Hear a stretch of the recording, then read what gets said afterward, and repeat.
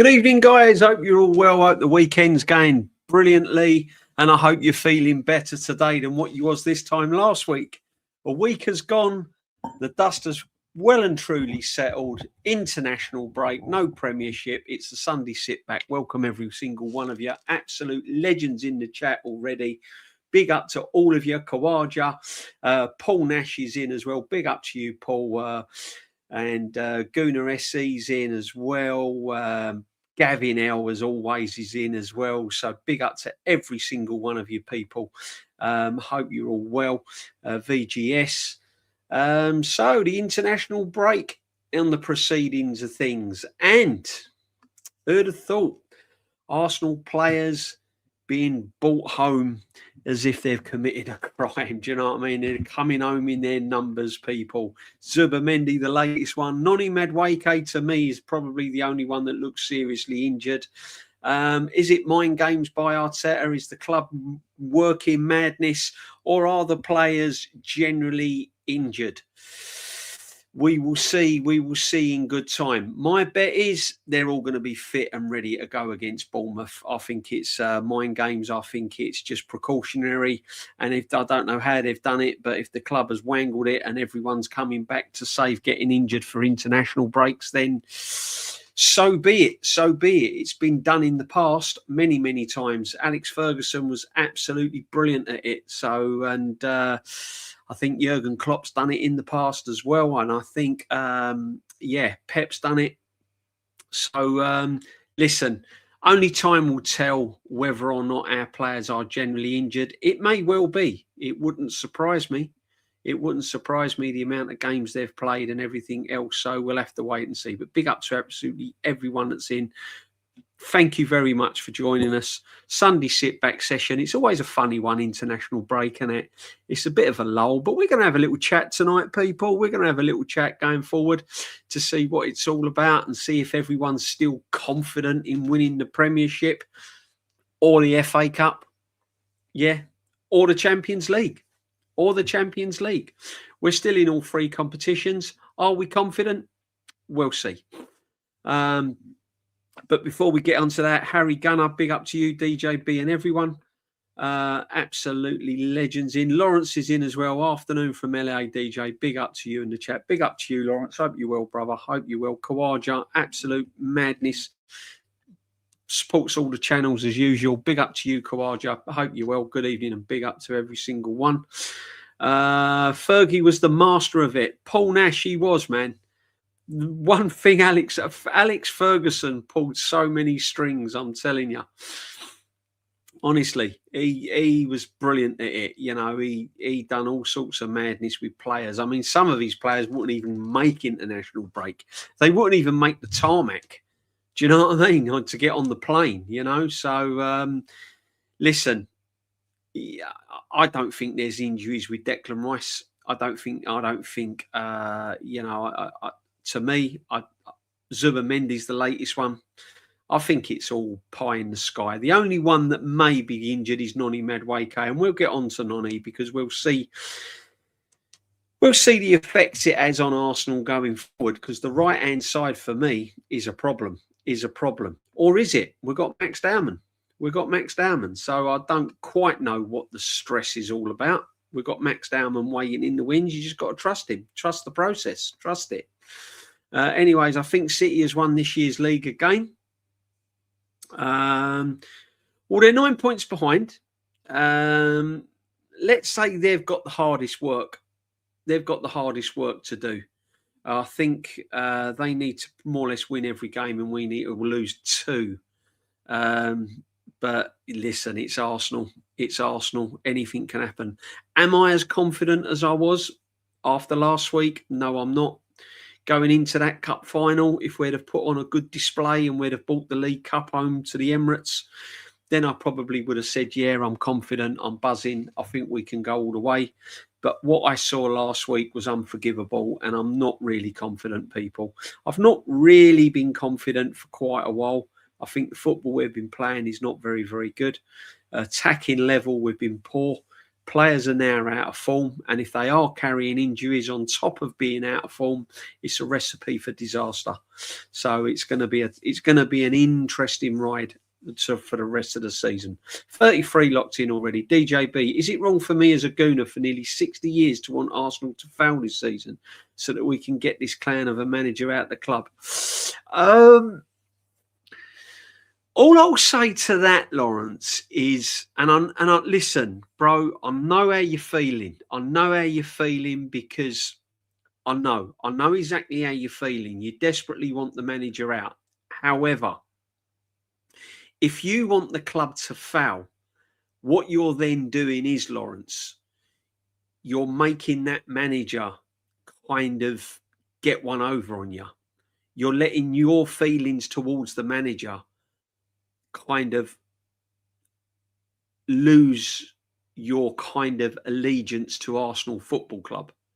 Do you see what I mean? What you got to try and do is separate your feelings from Arsenal Football Club and the manager. So by wanting us to fail, you're kind of more or less, the manager's winning. How you feel about Arteta, he's probably getting one over on you. I've separated it. What I'm in the boat now of I'm an Arsenal fan. And it doesn't matter who manages my football club.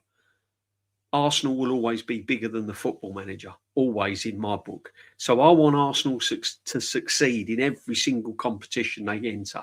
I want them to win the league. I want them to win the FA Cup. I want them to win every single competition they're in. That's my Arsenal fan, and that's what I want for Arsenal Football Club. But my separation from that is, do I want another manager? I think it's time to freshen it up. That is my opinion. I've said that the manager has done some good things. I've said that he's not, he's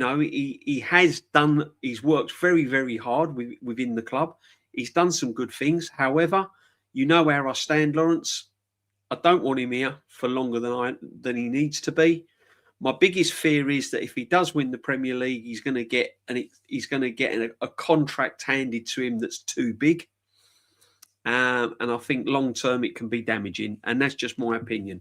But brother, listen, don't let him get into your head and not want the club to win, my friend. All right, we need trophies. We need trophies because there's a lot of fans out there that, like me, like you, like thousands of others, like the young fans coming through. We need this football club to lift trophies. Good evening, Benno. Hope you're well, mate. Good evening from the Netherlands. Good evening to you. Welcome to the community, my friend. Make sure, welcome to the community. I hope everything's fine and dandy in the Netherlands, my friend. And hope you're well as well. Big up to you. City has probably won the FA as well this season. That FA Cup is not going to be easy. Southampton have hit some massive form. I think anyone underestimating Southampton are fools. We should go there and win it, but it depends where our mindset is. If our mindset is solely focused on the Champions League and the Premiership, Southampton could fancy their chance. If they put out a decent team, they could think to themselves, well, look, we could get to the semi-final, have a day out for the fans, and still try and get in the playoffs. They're on fine form at the moment. It's going to be a tough one at Southampton. It ain't going to be easy. Our record, we've never really travelled well down to Southampton anyway. It's been a place where we've always found it hard to pick up results. And if we have picked up results, we've not really played brilliant football down there. So, it's going to be a tough one. But big up to you. Big up Papa Lawrence as well. Yeah, always. Lawrence, absolute legend. Big up to Lawrence as well, man, in the chat. Harry Guna, big up Kawaja, mate. Big up to all of you. Evening all. With the injuries, I'm just more fed up that his anti-Arsenal brigade will be pushing the narrative that we're taking the piss. Who cares? Let's push on and win this league. Absolutely. Listen, I've not really looked into the ins and outs, how serious the injuries are, but Woody Wood, hand on your heart, I think most of them would be turning out against Bournemouth, don't you? Let's be honest. The only one with a serious question mark hanging over him is Noni Madueke. Other than that, I think you'll see Saka against Bournemouth. I think you'll see Rice against Bournemouth. I think you'll see Zubimendi against Bournemouth. Now, whether you think it's Arsenal pulling a fast one or taking the Michael, I'll leave it up to you. That's up to you. Yeah. But me personally, I think that most of them will be turning out against Bournemouth. If they're that injured, then obviously we'll see. But I don't think the injuries are some. I don't think it's serious. I don't think they're serious at all. But we'll see. I feel the same at times, Lawrence. Yeah, listen, we all feel it. We all feel it, Lawrence. Yeah, we all feel it. But you've got to put Arsenal Football Club before any manager. And if that's winning trophies, because all you're doing, you're hurting by Arsenal not winning trophies, you're hurting the real die-hard fans. That's you know what I mean. Yeah, you got to rise above it, bro. The manager will take care of itself. The manager will take care of itself. I think there's two things the Arteta will do. I think he'll either, if he gets over the line and wins the Premiership or wins the Champions League, or if he does a double and wins an FA Cup and Premiership, I honestly think that he might even just say, well, look, my time is done here. And he might leave himself open to offers, whether that's to go back home to Spain. I don't know. Or if he doesn't win anything, I think he's going to get pushed anyway. So I don't particularly want him here for another 2-3 years. I just don't think it's healthy for any football club, personally. I think a manager now, 10 years at any football club, is unhealthy. I just don't think it's right. So we'll see. We'll see. Big up to you, Andy Kershaw. Big up, my friend. Good name, by the way. Big up, DJB. It looks to me like the good luck is running out. We may just drag ourselves to the title, but I reckon next season could be a bumpy ride, especially if Teta stays. Andy, I've been saying it all the while. I've been saying it all the time, brother. I've been saying it all the time. If we do get to the Premier League title, it will be a bumpy ride. It won't be pretty, but we'll win the league. If we win the league, it'll be brilliant, okay? And that's all you want. You just want to win the league. You won't be looking back at the league I suppose in about 5-10 years' time, you'll be looking back on the league title in 2026 if we win it, and we'll go, yeah, I remember that Arsenal team that won the league. They weren't pretty on the eye, but they got the job done. Defensively, they was solid, and that's what won us the league. Yeah. But next season, if we don't make big changes, if we don't get rid of some of the players that are at the football club that I believe we need to move on, then it could be a very, very long season. I don't want to get drawn into a situation that Liverpool went through and Man United went through before Carrick came there, where you're languishing mid-table, you're trying to keep hold of players and rinse every ounce of form out of them, and they're just not getting it. So for me, next season there has to be big changes. Ideally, what I would like, and if Lawrence is still in the chat, ideally this is what I would like. I would like Arsenal to win the Premier League and the Champions League, and then I'd like Arteta to turn around on the pitch last game of the season with his mic and say, look, I've done it. I've done what I set out to do. I've brought the Premiership to Arsenal. I've brought the Champions League to Arsenal. But it's time that I now move on. And whilst the club is where it's at, I'm going to move on and hand it over to the next one coming in. Yeah, and start again fresh. Freshen it all up. Get rid of the old players. Bring new players in. And we'll go again. Keep the solid foundations of Arsenal, your Gabriels, your Salibas, Timbers, Rice. Keep all your solid foundations. Get Max Dowman flowing. Get him into the team regularly. Get Skelly into midfield every now and again. Try and keep him at the club instead of him going Man United. Get rid of the likes of Odegaard, Martinelli, Trossards, Jesus, Havertz. Get rid of them and get me good quality signings. And what I mean by good quality signings is players that are going to come in and you're not even worried about who's playing, and everyone's fighting for their position. You know, even if we can't afford some of these players, just bid for them, just make the heads turn. Just show that ambition that Arsenal Football Club are ambitious enough to go and sign big names. That's what I'm looking for next season, people. But big up to everyone. The international break has been a relief, to be honest. Yeah, it has been a relief. Yeah, I don't mind the international breaks. I'm going to be 100 with you. I don't watch England during international breaks. The only time I watch England are major cup competitions, European, Euros and World Cups. Friendlies, I just glance. I see who's playing. I just glance it. I just try and switch myself off from football during the international break. I catch up with things and I do things and I just switch myself off from football, because supporting Arsenal is full on. It's a full on. Honestly, it's a mental roller coaster supporting Arsenal. Look what we went through last week, people. You know, look what we went through last week. The trains were all up the spout. We was here, there, and everywhere. We're crossing lines. We're crossing trains. It's like a nightmare to get to the ground. You get to the ground. You're hyped up. All your hopes are there. Yeah. You get into the stadium. It's erupting, the flags are flying, and then they just let you down. And that is mentally draining. That is mentally draining, people. It really is. Mentally draining. But big up to every single one of you. Todd Burge, big up to you. Spurs sacked their manager. Yeah, unbelievable. It was coming, wasn't it? It was coming. Spurs want De Zerbi to be the new permanent boss. Same to Bristol City. Did it on Friday, and now they got Roy Hodgson in Tarno. Wobbly Roy is back. Big up Roy Hodgson. I mean, come on, man. You got to take your hats off to Roy Hodgson. I hope he makes a success of it. But Spurs, problems. I believe they should have got De Zerbi at Christmas. I don't think De Zerbi is going to go into Spurs unless he's guaranteed Premiership.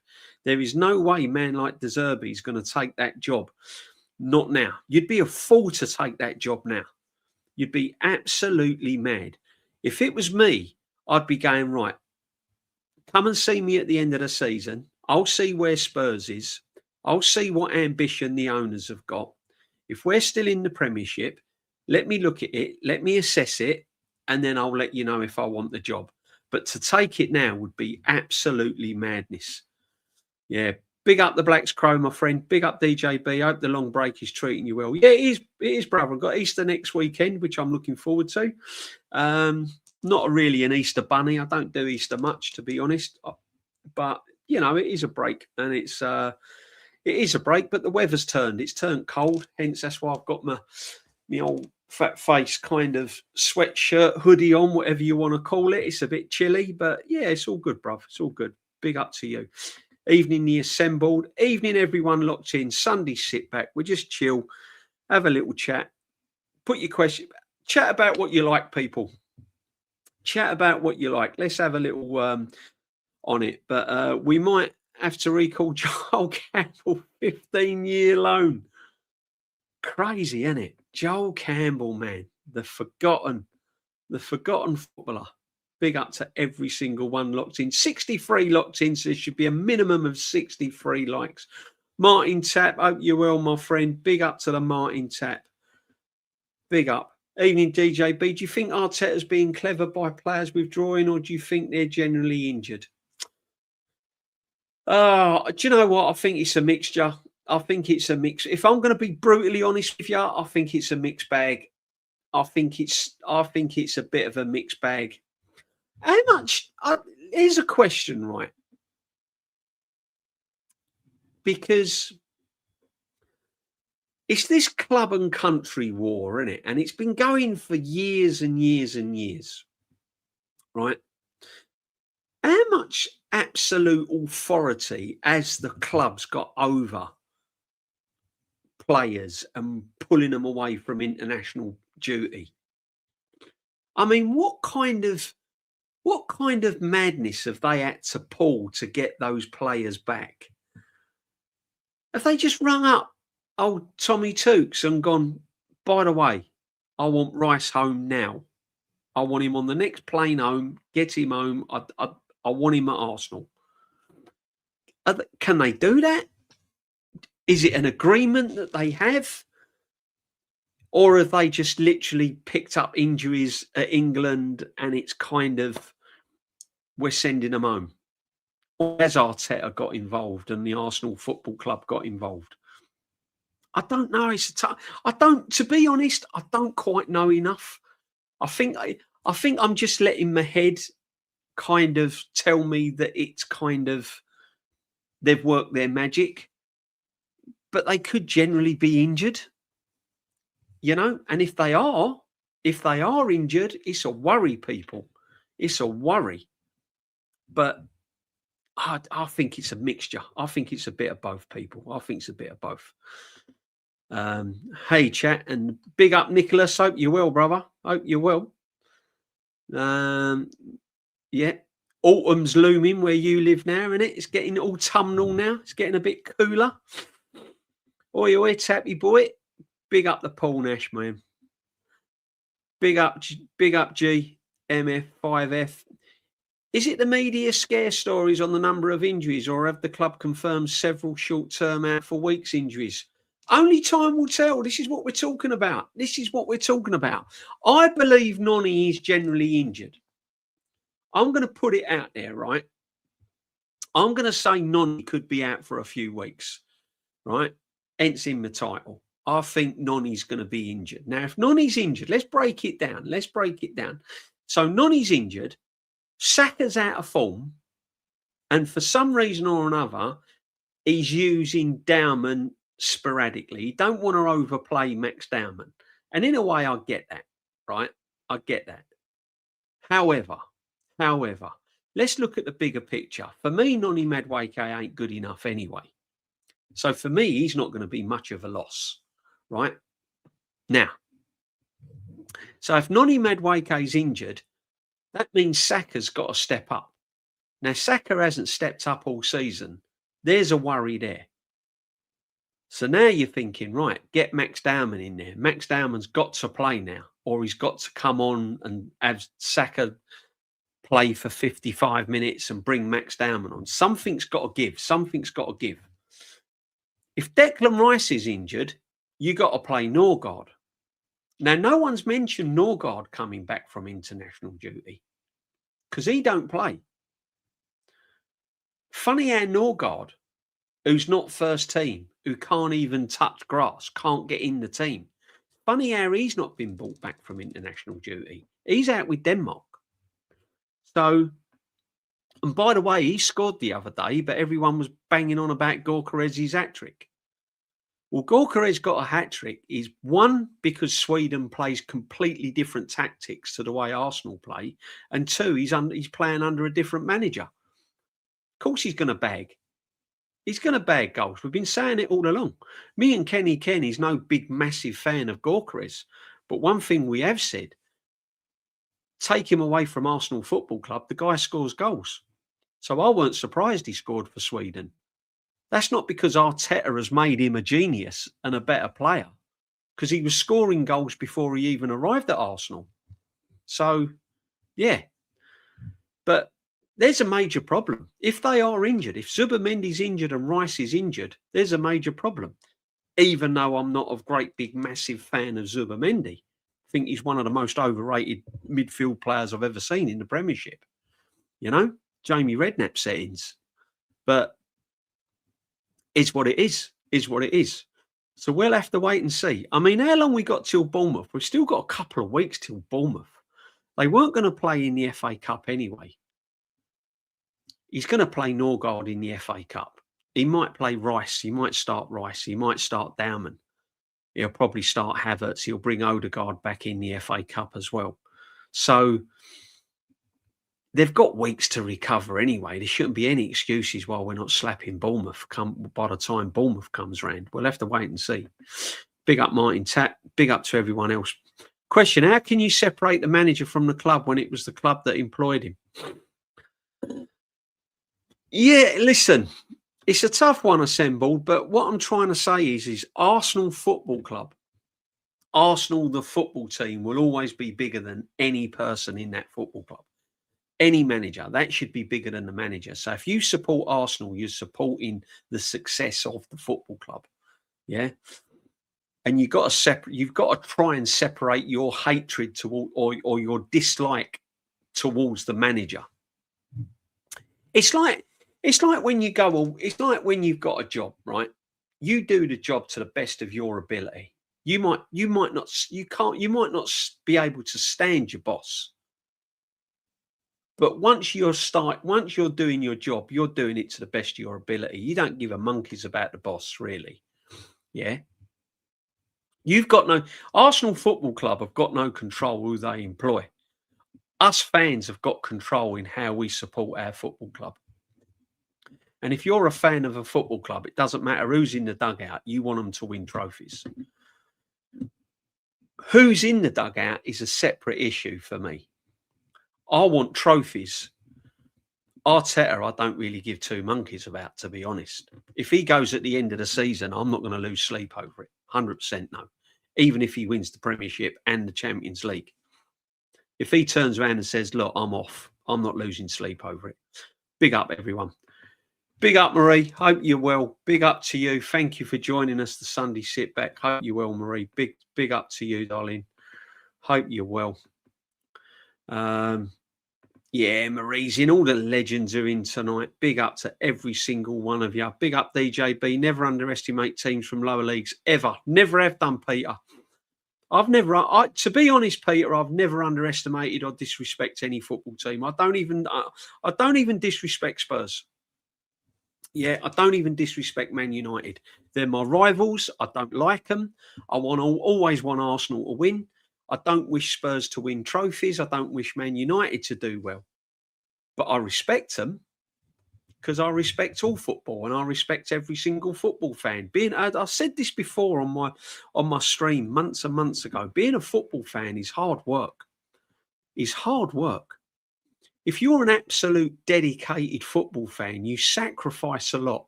Whether you go to games or whether you watch it on TV, whether you get up to watch it live, no matter where you're living around the world, whether you're in the UK, whether you're in Australia, New Zealand, America, all the times are different. Some of you have to get up at 3 o'clock in the morning. Some of you have to get up at midnight.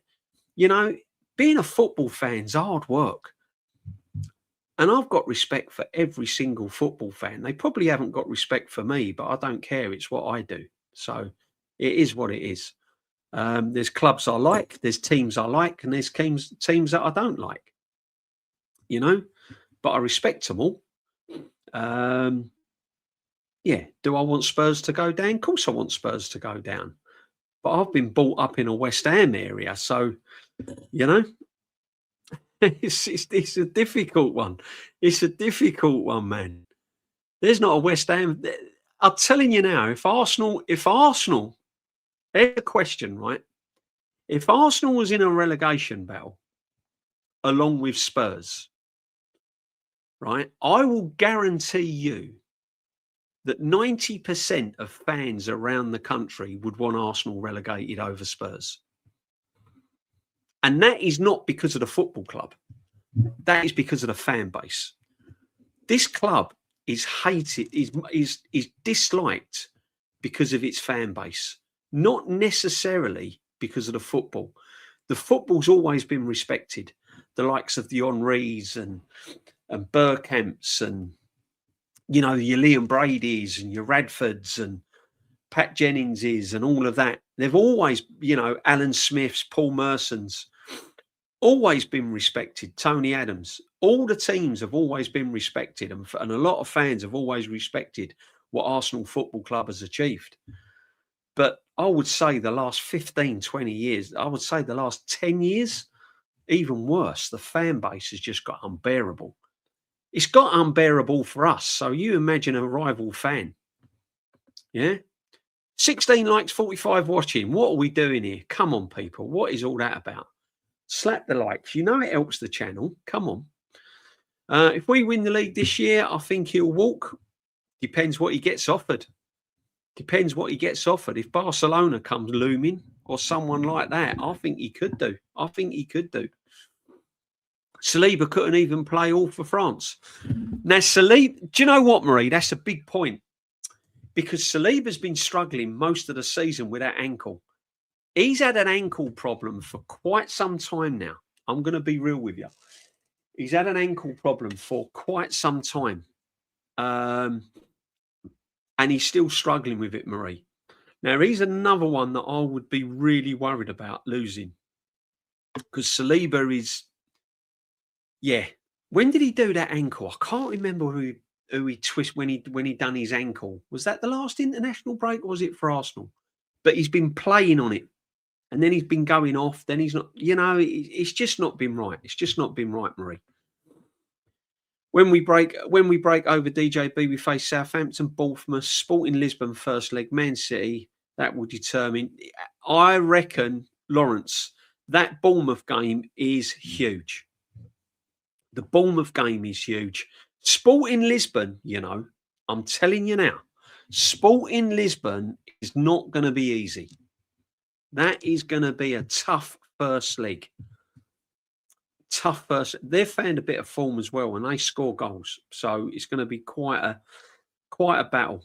And you got to be on it.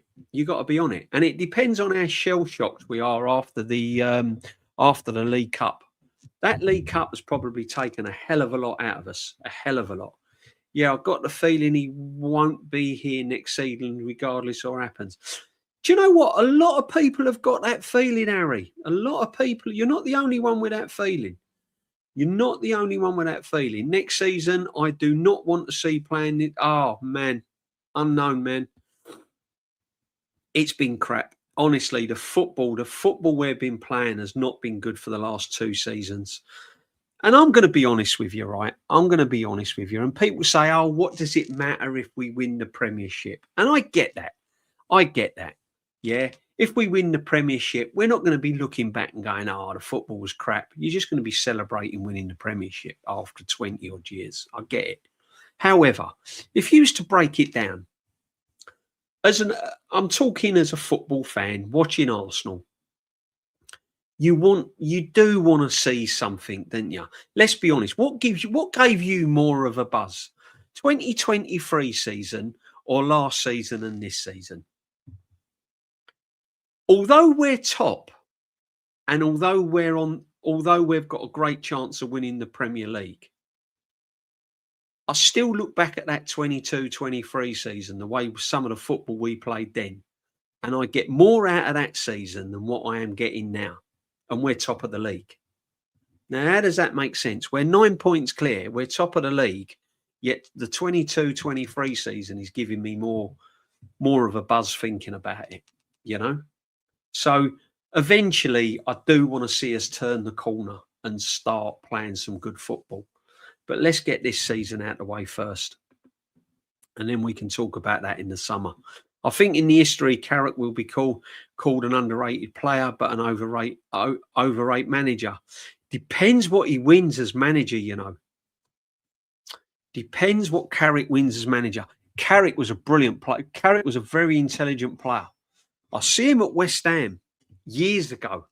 He'd only just started out, and I see him play at West Ham, and I thought he's a really, really good player. Very underrated. As a manager, we'll never know. I quite like him. I'm going to be honest with you. I quite like him. I like the way he comes across. I quite like him. Listen, if he gets the gig at Man United full time and he wins trophies. To win trophies at Man United, you've got to be special. You've got to be special. You think managing Arsenal Football Club's pressure. You go and manage Man United. That is pressure. That is pressure. Biggest club in the world. And I'm sorry, people say Real Madrid and Barcelona. Man United, I'm telling you now, for me, are probably the biggest club in the world. Big up the Lynch as always, my friend. Big up to you. Hope you're well, brother. Lynch is in. Absolutely. You know it. You know it's the Sunday sit back people when the Lynch is in. Andy Kershaw, DJB, do you rate Harry Wilson of Fulham? I do very much. And do you think he'd do a good job for us? I'd want to really say to you, really, because there are players that I think could do a good job for us.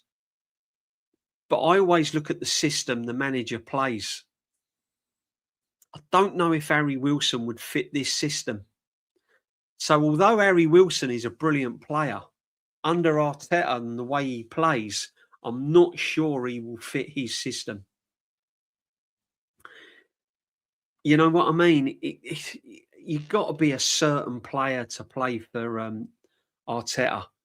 You've got to be positionally, you've got to be disciplined.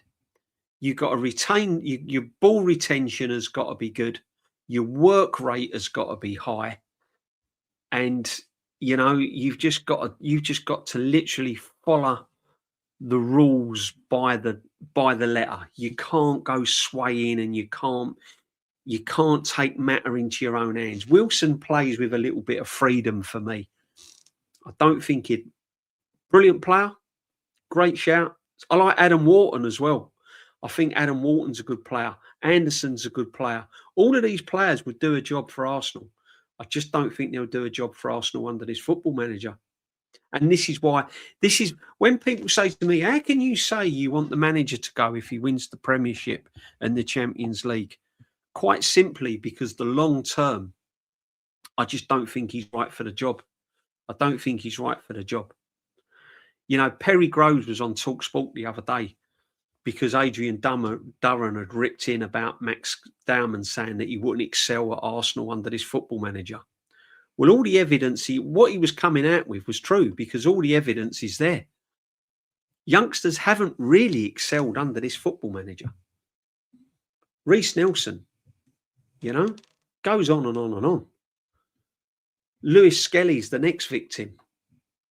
For me, next season's a massive season for Max Dowman at this football club.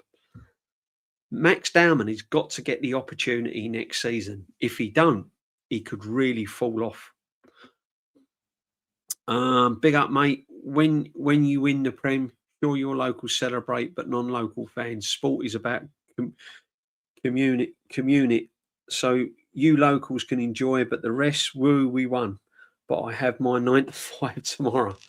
Yeah, big up, my friend. Yeah, listen, you got to celebrate a win. If you win the Premiership and you're an Arsenal fan, it doesn't matter where you're from. If you're an Arsenal fan, people are football fans, or in our incident, Arsenal fan for many different things. Some people are born around the ground and in around Highbury and Islington, and it's just your local roots. Some people have family because it's your family. Some people are just like, the Invincibles started supporting people because of Thierry Henry. Some people started supporting Arsenal because of Dennis Bergkamp. Some people started supporting Arsenal when we won the 89, and they might have been a little kid watching it on a Friday night because there was no school in the morning, and they didn't really have a team, and they was only young, loved football, saw that madness unfold that night. And so you support whatever you want to do. You support, and however you became a Arsenal fan is how you became an Arsenal fan. But yeah, sport is about community. So you can enjoy, but the rest, woo, we won. Yeah, it just depends where where your allegiance lie and how passionate you are, isn't it? Really. Yeah, Papa DJ, even the international based fans like me, I lashed out and punched the wall and broke my wrist after they scored that second. Oh, man, it was crazy. It was crazy. It honestly, I was. Do you know what, right? I've completely forgotten about it already. That's how bad it was. That's how bad it was. It's not on the lines of Paris when I was at the Champions League.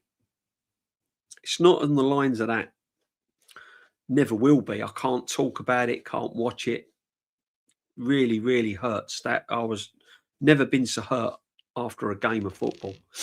But But yeah, I mean, League Cup final, Carabao Cup, we lost. And I always say it's the way you lose. It's the manner in which you're losing. And the manner we lost last week was just absolutely unforgivable. Unforgivable. And as I said, fans were going on about Baku and the way we lost in Baku against Chelsea. Well, I'm sorry. That was on the same level last week, if not worse.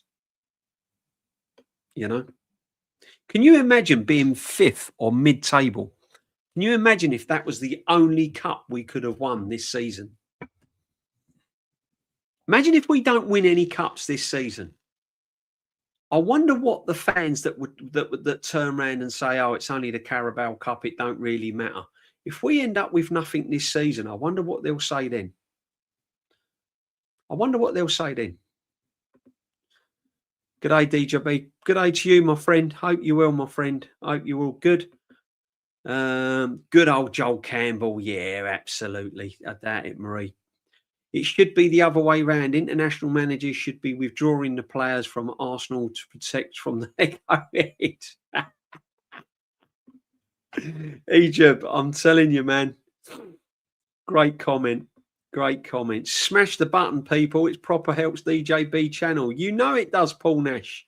You tell them, brother. Absolutely. Come on.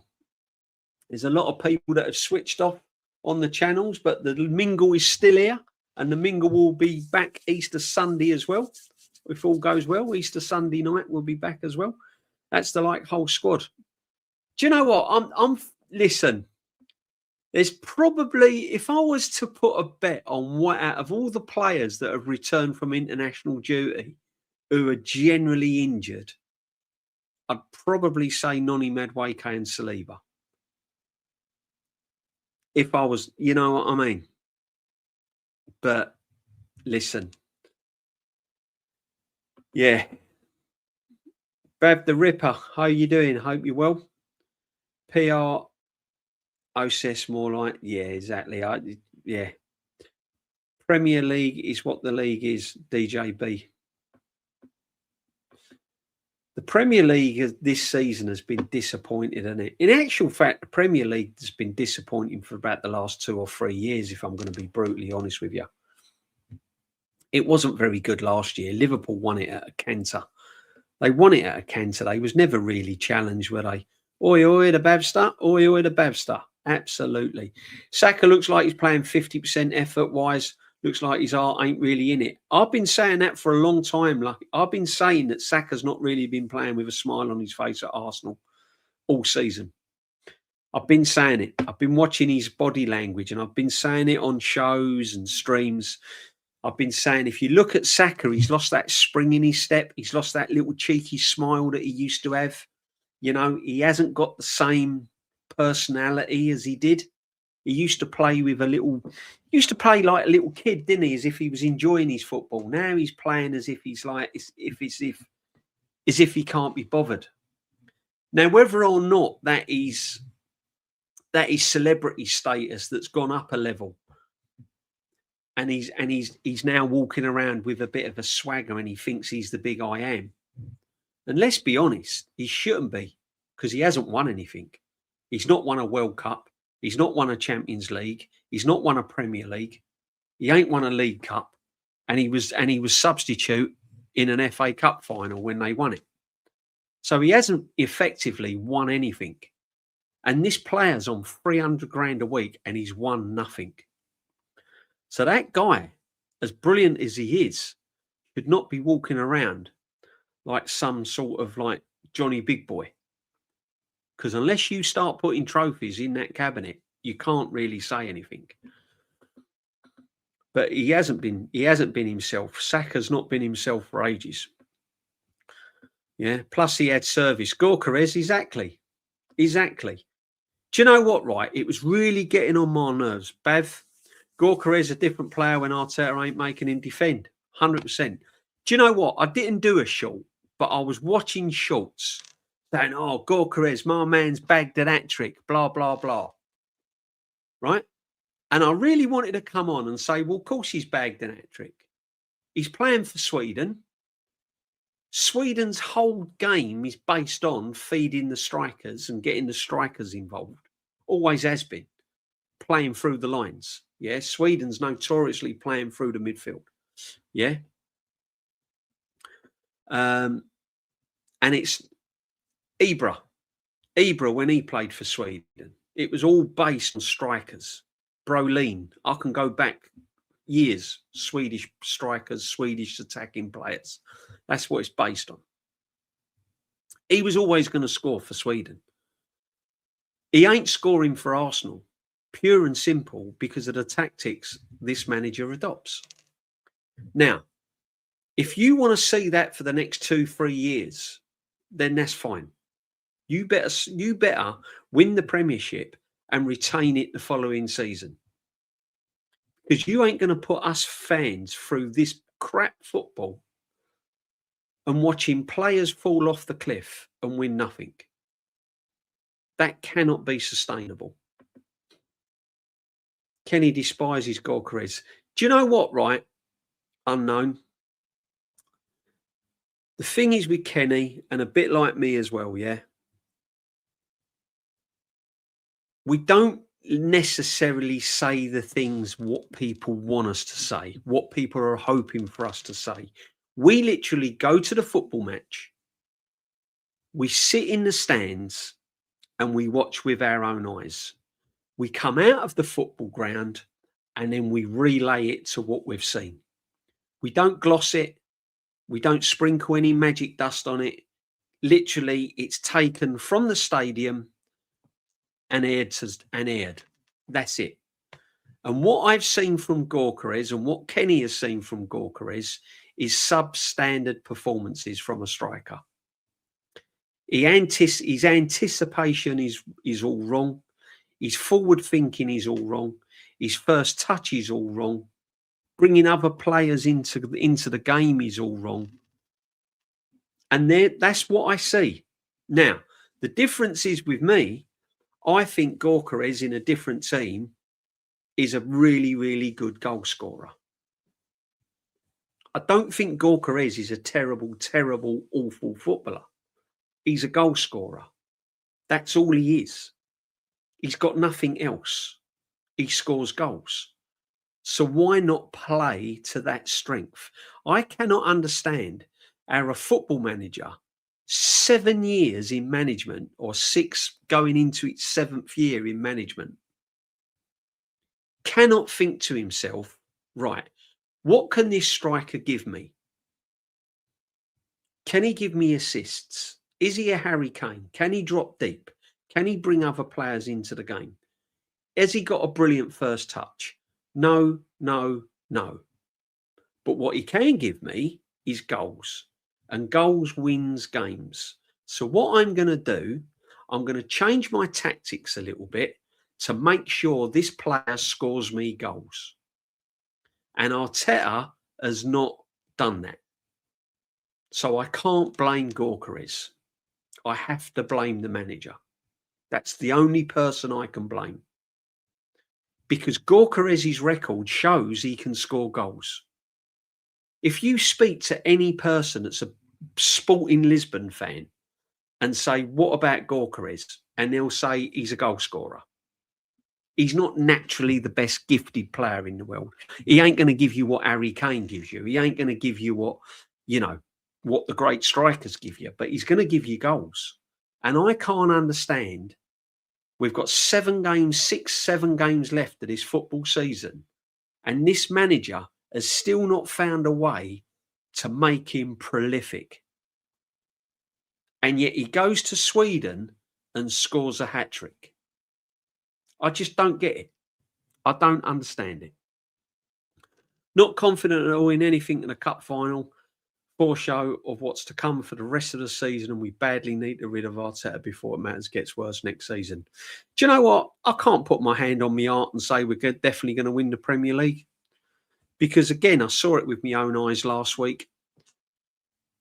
And I've seen it against Brentford. I saw it against Wolves. I saw it against Liverpool. I saw it against Man United. I saw it first half against Aston Villa. I saw it against 10 men Chelsea.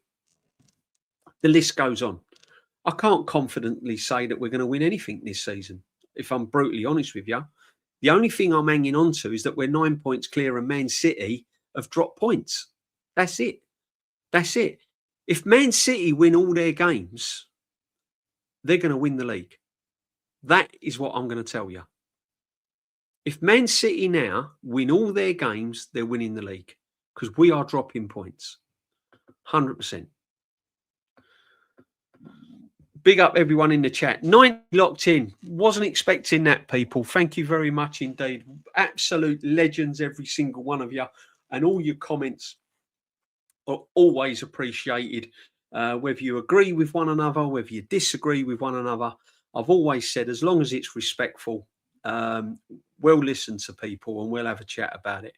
After watching Ethan and this mistreatment by Mikel Cluzo, if he plays Dauman, there is no guarantee he will further his development. I don't think he will assemble. I'm going to be brutally honest with you. I don't think Max Dauman will go up levels under this football manager. I just don't think it'll happen. I don't think Max Dauman will exceed under Pep either. I don't think them sort of managers are good for Max Dauman. I really don't. Luis Enrique would be brilliant for Max Dauman. If Max Dauman was at PSG, he'd be flying. Absolutely flying. Colombia 1, France 3. Campas goal. Big up Kawaja. Thank you for the update, my friend. France, don't know. Can they win the World Cup? Can they win the World Cup? I just feel France, it might be a little bit too much for them. I don't think the World Cup's coming to a European team. And I think the conditions are going to play a massive part. I think the heat and the conditions, humidity is not going to be conducive to a lot of European footballers. You know, I think he's got. Lee says Spain and all of that, but I don't know. I just think Argentina might win it. You know, I just got a feeling Argentina might win it again. Big up, mate. Your locals can celebrate. Sport is about a community. But how does an overseas fan yank celebrate this? They go to 9 to 5 next day. I don't understand how non-local fans celebrate. Right. Let's put it this way, right? Just because you live overseas doesn't make you less of a fan than anyone that lives in this country. Right? I watch cricket. I like cricket. I watch India play. I'm not Indian. I watch Australia play. I watch New Zealand play. I'm not Australian. I'm not New Zealand. Yeah. And at the end of the day, you can still be involved. You can still support a football team no matter where you live, because it's boomed all around the world. Especially nowadays with Sky TV, streaming, all of these channels, DAZN, you know, TNT. It's boomed all around the world. That's why do you think they're having World Cups in America and South Africa and places like this? Because it's on a world stage. You can support a team no matter where you're from, and in fact, you should be embracing. Fans from all around the world that support Arsenal. I think the more the merrier. The more the merrier. You know, I mean, Matty, the Southern Gooner. I mean, lives in the US. Honestly, his passion for Arsenal is unquestionable. It's unbelievable. His passion, his knowledge, the memorabilia he's got, and everything else. He absolutely adores Arsenal Football Club. Just because he's an American doesn't make him less of a fan than what I am. So I'm all for it, bruv. I'm all for it. Good evening, DJB. I'm a Liverpool fan. I hope you win the league this season. Don't buy the narrative that no one wants you to win the league. The Liverpool fans. Anthony, there will be a dusting of there'll be quite a lot of Liverpool fans, I would imagine. But I'll tell you what, there'll be a lot of Man United fans that will still want City to win that league. I'm telling you. There's a lot of hatred of Man United fans towards Arsenal. A lot. But big up to you, my friend. Thank you very much indeed. What a great By the way, Liverpool Football Club, fantastic football club, fantastic fans. I've been to the city. It's a brilliant city. I love Liverpool. Absolutely. And Everton as well. Goodison Park was probably one of my favourite stadiums. I used to love going to Goodison Park. Gutted it's not there anymore. Absolutely gutted it's not there anymore. I have more respect for Spurs than Chelsea and Man City. They haven't brought success. Yeah. Listen, let me tell you about Chelsea and City, right? When I was supporting Arsenal, early 70s, 80s, 90s, early 70s, Chelsea and Man City were nothing. Chelsea and Man City used to go on an odd cup run, FA Cup, League Cup, quarterfinals, semis, might nick a final, but they weren't a threat. They really weren't a threat to any of the big teams. They were like mid-table, weren't really going anywhere. Man City, Division 2, Division 1, lower leagues. They weren't really a big team. Your Sheffield United, Sheffield Wednesday, Preston's, Derby's, Bolton's, they were all bigger. Honestly, I'm not joking, And then suddenly they got all this money, Abramovich and everything else, and they literally emerged. All their history is within the last 20 years. Chelsea probably a little bit more history than Man City, but the last 20 years is where they've really made their history. Other than that, before that, nothing really to write home about. I used to go Arsenal, Man City. In fact, 1974 was one of the first games I went to. Beat them 4-0, at Highbury. And since then, it was like, we've got Man City today. Oh, we'll win that. No real stress. No real stress at all. I respect the fans who go home and away week in and week out. It's like a job. Yeah, it's a massive sacrifice, man. It's a massive, massive sacrifice. It really is. Yeah, I went many seasons home and away. And yeah, honestly, man, it's time consuming and you're drained. Come the end of the season, you're absolutely drained, and financially as well. You know what I mean? It ain't like the Cronkies should have let this manager go years ago. They should have put their hands up instead of backing the project. We'll see the assembled. We'll see. I was surprised he got the job, to be honest, Arteta. I thought we was going to go for a big manager. It's taken a long while, wasn't it? When you think about the money that's been spent, I still think we should have won more than the FA Cup by now. That's what gets me. That's what gets overlooked with this manager. He wins the Premier League this year, all well and good. But really, he should have won more cups by now, shouldn't he? I thought last season he should have won League Cup minimum, FA Cup minimum last season.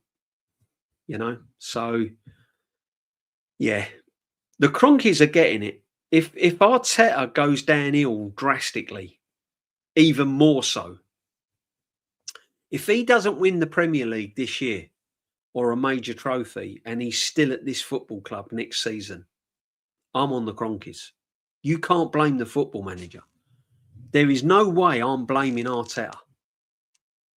No way in a month of Sundays.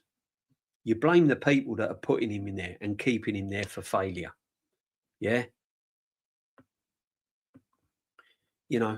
If a chef is cooking crap food at your restaurant and you're losing customers and you're not sacking him, you can't blame the chef. You got to blame the owner.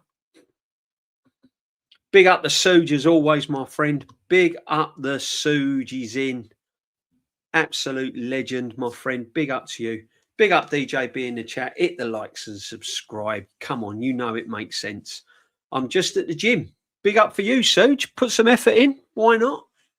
Just got the Sunday session on the speakers, so I don't miss quality streams. Big up to you, Suge. That is commitment. Thank you very much indeed, brother. Have a good workout. It always does us good. I love a good workout, my friend. Keep it safe, my friend. Thank you very much indeed. Right, it's going to catch up with the chat. If Arteta gets another big job next season, I'll be watching every game to see how great he is. I'll tell you what, if he lands another job, I'll be watching with interest as well. I've got to be honest with you. Since Liverpool, DJB Saliba has had that ankle. Yep, Nicholas, he's had that ankle trouble for quite some time. 100%.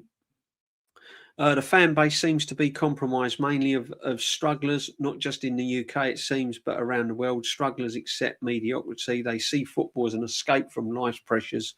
My take. Yeah, fair enough. Football does bring that. Sport brings that, though, doesn't it? It does get you away from life pressures, no matter what you support. But yeah, listen, I think a lot of Arsenal standards have dropped. They have accepted it because what they've done, they've accepted the manager rather than the football club. He's a very lucky man, Mikel Arteta. Let's take nothing away from that. Yeah, COVID kept him his job. The form we was on in the league during COVID, he's good job he never had no fans in the stadium. Then he wouldn't have lasted 5 minutes. Liverpool first leg, wasn't it? Yeah, I think it might have been. Saliba is overperforming while injured. 100%. Saliba's been injured a long while. Arteta's playing most of these players with injuries. He always has done. He always has done. A lot of the injuries I do blame him for. 100. Mate, Arteta goes to Barcelona, Bayern Munich, he wins the treble. If you don't win silverware, it's due to the players. Raya, Gabriel doing bozo moments, or Saka, Starboy diving and doing all this shit. It's not, unfortunately, my take on that screenplay, right, is this. You can blame the football players for underperforming, but unfortunately, football players don't get the sack because the buck stops at the football manager. That is life. That is life.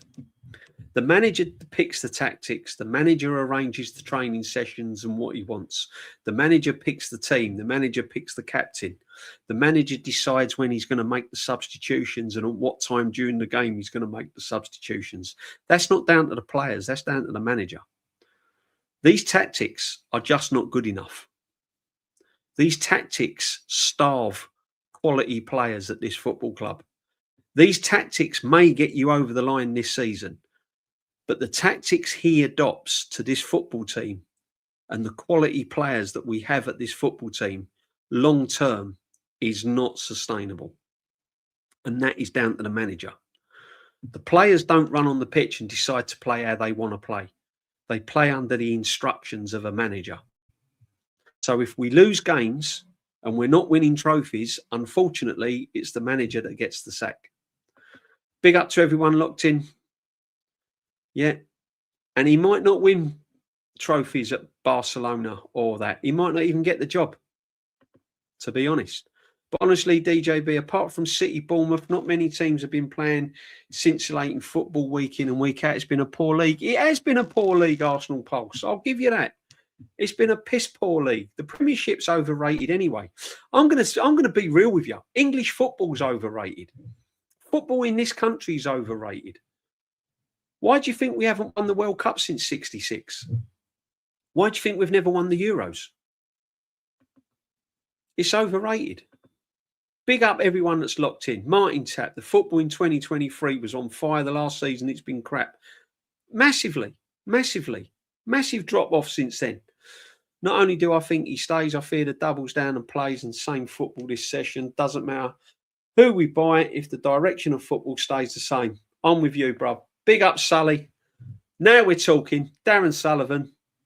I have to disagree, DJB. Good. I got threats this week from someone on Facebook who's looking out for me if I celebrate. I laughed it off because I'm not attending the grand area if we win trophy celebrating. Crazy, man. Crazy. Sully, ignore him. Ignore him. Yeah.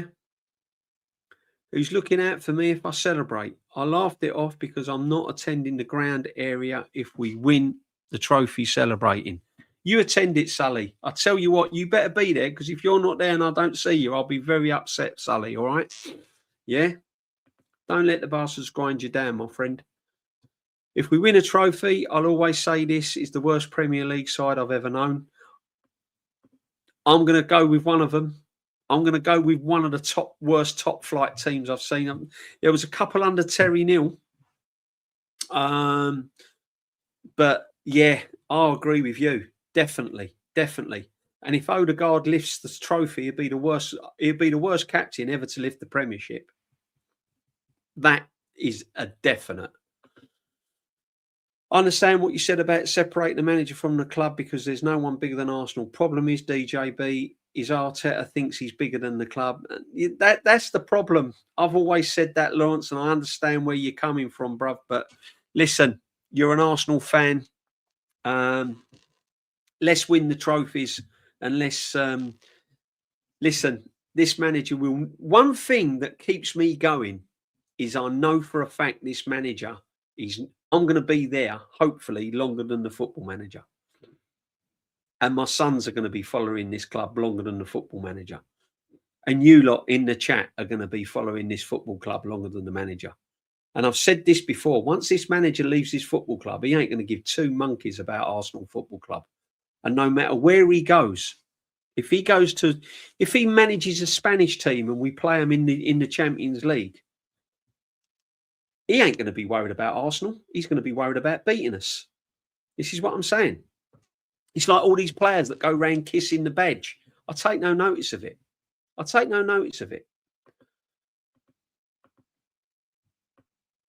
There's no loyalty in football now. None. The only loyalty in football is the fans. That's the only loyalty. Players are not loyal. Managers are not loyal. Coaches are not loyal. You might get the odd kit man. Yeah, the cleaner, the tea lady, or the tea man. Other than that, there's no loyalty in football. We're loyal. The chat's loyal to Arsenal. I'm loyal. That's all you need to know. As long as we all stay loyal and stay united, that's all that matters. Which team in the league has been playing brilliant since late in football? I've enjoyed watching Bournemouth play. I've enjoyed watching Brentford play. I'll be honest with you. I've enjoyed the way Brentford's played. I think that manager deserves every plaudits, that Brentford manager. I think he's done absolutely brilliant. Brighton early part of the season, I was like watching Brighton play up till Christmas. So yeah, big up everyone. Any squad of mine would have had a place for it in Wilson, but ESR is better. Yeah, I like Wilson. I think he's a good player. Yeah, I agree with that, Darren, to be honest with you. I said it the other day, didn't I? I don't particularly want this manager to... Is it me? Is it bad of me not to want any more players at this football club under this manager? I don't want to see it. People are saying like Kvaratskhelia. Sorry if I can't say it right. You know what I mean. Yeah, I don't want him at Arsenal because I'll be disappointed. And the reason why I'll be disappointed is because his Kvaratskhelia come to Arsenal and I see him put stinkers in, week out. I'm thinking like, it's another one he's destroyed. It's another player that's fallen off of a cliff under this manager. I'm fed up of it. I want a manager where when we sign top quality players, the players are going to go to the next level, not fall down the ladder. I want them to climb it. I'm seeing players under this manager fall down the ladder, and it's frustrating. And I'm fed up with it. There's much more pressure on Man United manager than Arsenal. Facts, Asia. Facts. Being Arsenal manager, you're rewarded with, pay rise each season despite winning nothing. There you go. 100%. 100%.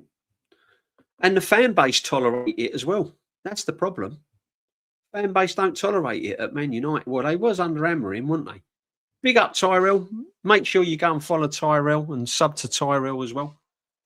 Big up to you, my friend. Hope you will. Big up to Tyrell, my friend. Hope you're well, brother.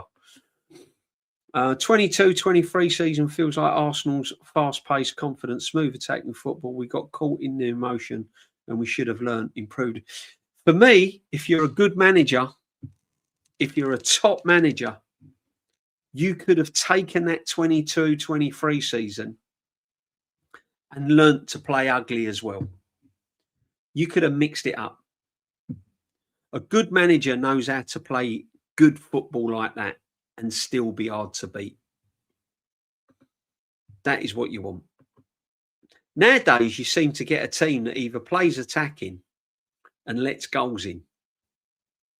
Probably like Barcelona, if you like. PSG defensively are all over the place. They're really like, you know, Keystone Cops. But they win games because they're attacking. He's just gone too far the other way, hasn't he? We've just gone so defensively. Like, the football is just so hard to watch. It really is.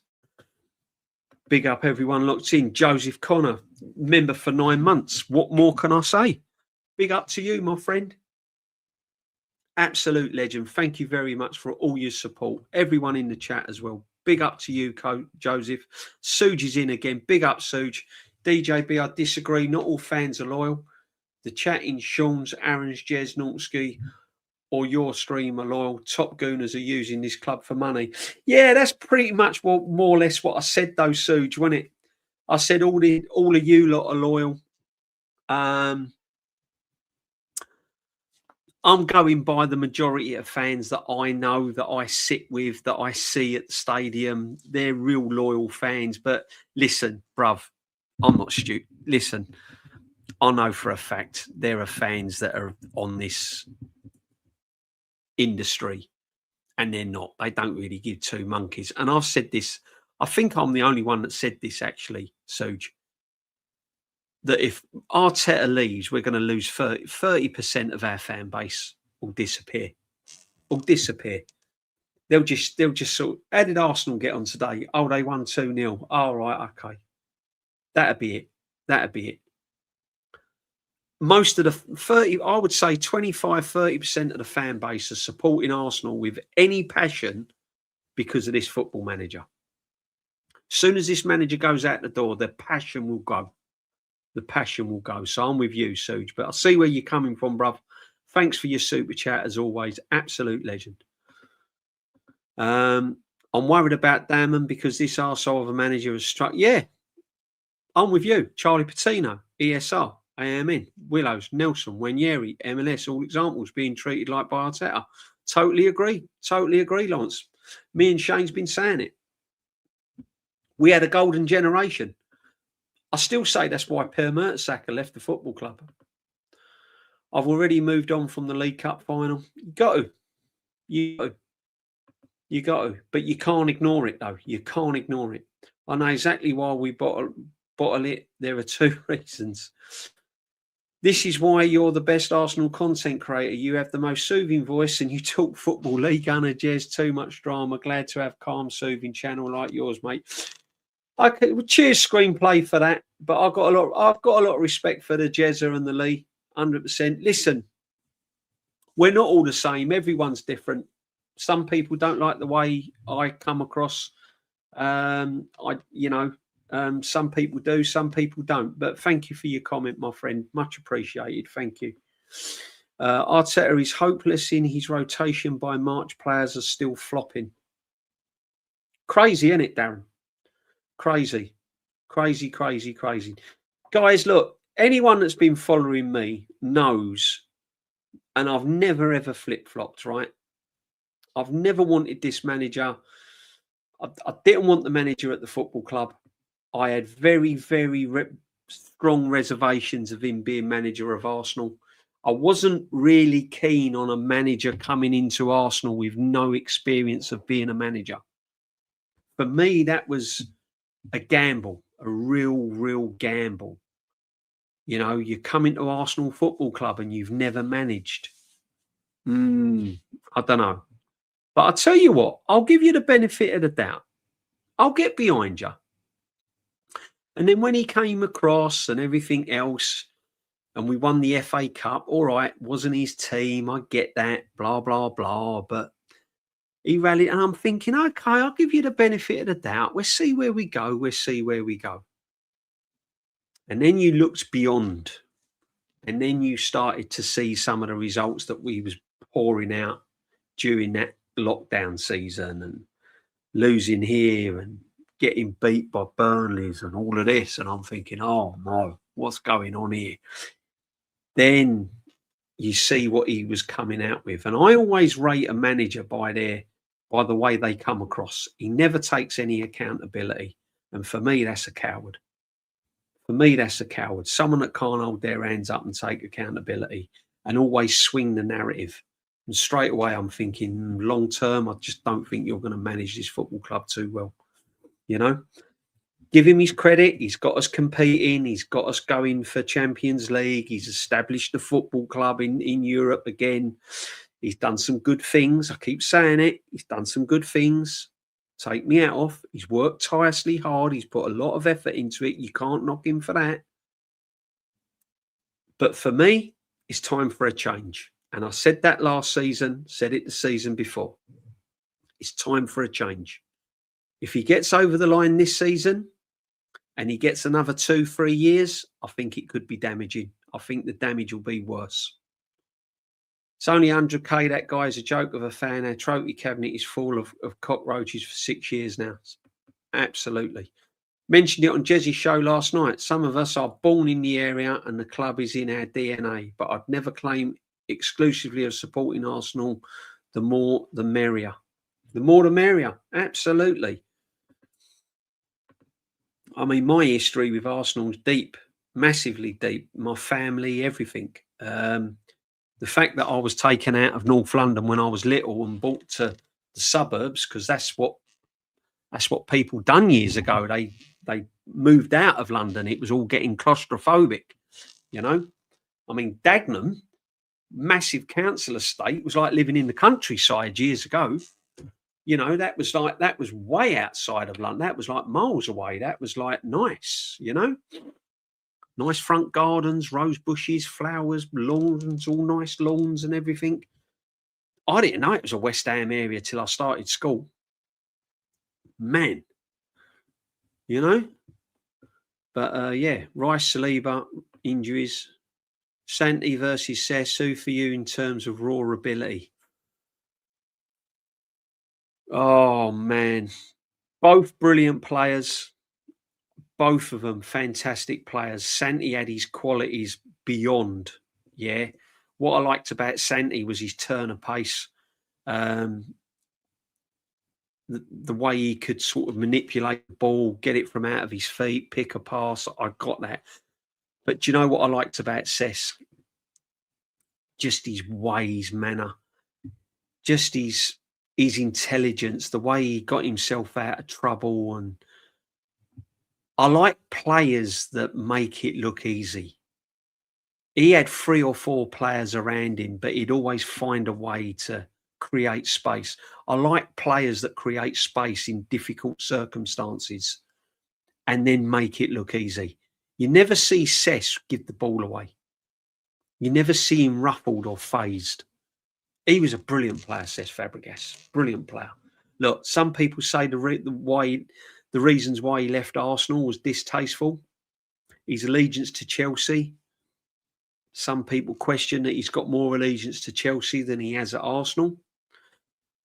But what you can't deny is when he was at Arsenal and he wore that Arsenal shirt, he was quality. And so was Santi. But for me, if I had to pick one in my 11, it'd be Cesc. DJB, has anyone ever told you you look like young Bill Shankly? Wouldn't have minded his money, man. Wouldn't have minded his fame either. I'll take that. I'll take that. He was an absolute legend, Shankly, man. Our players are bathed in hype all season from August. We're champions at Exmouth. Yeah, always the way, Darren, isn't it? Sickening, isn't it, bruv? I'll get sick of it. I absolutely get sick of it. Yeah, psychologically bored. By February, the players are psychologically bored. I've said that for time, Darren. Big up to you, my friend. I think Declan Rice is bored, personally. Declan Rice is being Declan Rice because he's the ultimate professional and he loves football. But I reckon if you sat him in a room and you had a few drinks and it was all rolling around and he'd left Arsenal Football Club and 2 weeks later you say to him, did you enjoy your time at Arsenal? He'd probably say, yeah, I loved it at Arsenal. Great football club. Fans were brilliant. Facilities, training facilities, fantastic. However, the way we played football, I was getting fed up with. I bet you any money he would come out with something like that. I don't believe the players are actually enjoying their football. They're getting on with it because it's their job and they're being professional. But hand on their heart, are they actually enjoying the way they're playing? I don't think they are. I'm not a massive fan of Zubimendi, but I honestly think Zubimendi's better than that. I just think he's being held back quite a bit. I might be wrong. I think he's overrated. There's no way Zubimendi deserves all the not deserve all the plaudits. He deserves what he gets if he wins a trophy. He deserves some of the plaudits. But what I'm saying is the great players that I've seen over the years during the 70s and the 80s and the 90s, Zubimendi don't touch him. He don't come anywhere near him. He's not an upgrade. I've always said he's not an upgrade for me. The only difference in the final was the managers. If Pep was managing Arsenal, we win. Totally agree. League Cup because he can't adapt. Totally agree. Any other manager would have won that League Cup.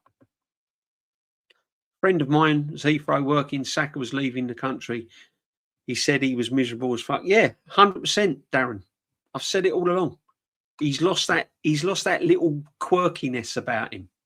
I've been saying that for time about Saka. Santa was insane ability, left, right foot. Cess was even better. Yeah, Cess was brilliant, man.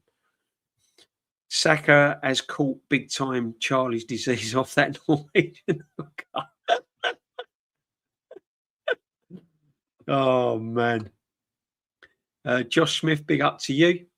Big up DJB. I've been that Zubimendi pulled out the international duty because he's got an injury to his right knee. Wow. We'll see. We'll see. But my betting is I bet he runs out against Bournemouth. I'm sitting on the fence with all of these, Josh. I've got to be honest with you. I don't really want to get in the kind of debate with a lot of the fans saying, oh, you know, we're taking the mickey, we're taking the piss, blah, blah, blah. I'm sitting on the fence with it. My opinion, you haven't got to agree with me. My opinion, Zubimendi, Rice and Saka will play against Bournemouth. If they play in the next league game, for me, they're not injured. If you're talking knee injuries and groins and all of that, they should be out for 4 or 5 weeks or rest of the season. So I reckon Zubimendi might even play against Southampton. I think Santi close ball control touch. I think Santi is better remove cups. Yeah, listen, everyone's got their own opinion, haven't they? You know, this is the beauty of football, isn't it? Some of the players I rate, some of the players other people rate.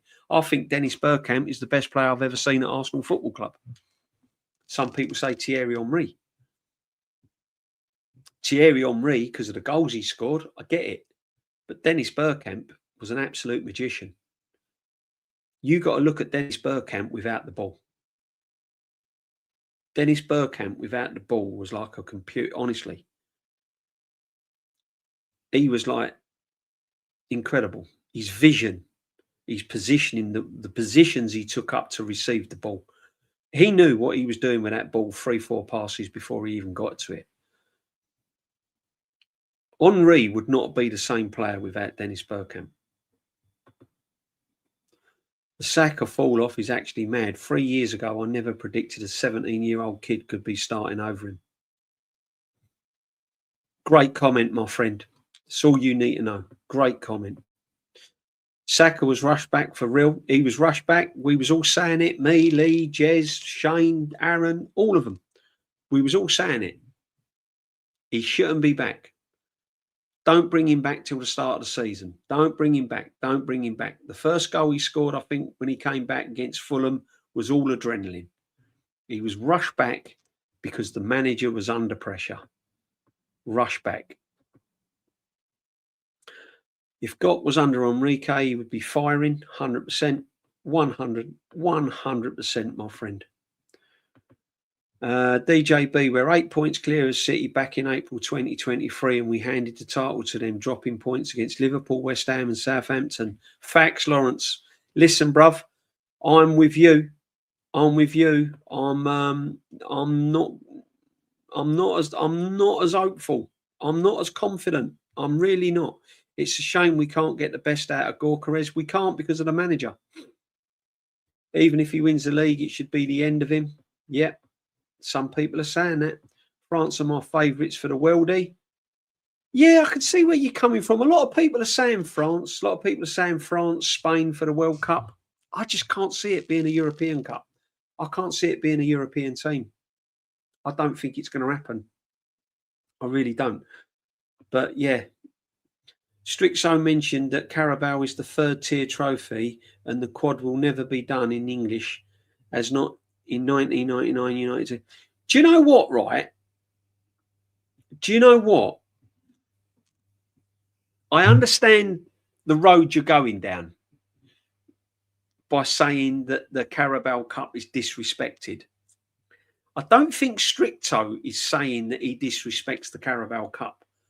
I think what he's saying is it's hard to win the quad because a lot of managers don't appreciate the Carabao Cup. And what I mean by that is the Carabao Cup has diminished. The League Cup has diminished over the years because of the importance and the money of staying in the Premiership. You know, all the teams play weakened teams in the Carabao Cup. All of them. That is why winning the quad is so difficult, because the priorities are elsewhere. And it's not the players or the fans have disrespected the cups. It's the managers that have disrespected the cups. You know, when you got Brighton and teams like that putting reserves out in the Carabao Cup, it's just crazy. Look at Crystal Palace, the cup holders. Crystal Palace, FA Cup holders, crashed out the FA Cup first round this season because he made so many changes. And they're the FA Cup holders. I mean, it's mad. Absolutely mad. RG's a good shout.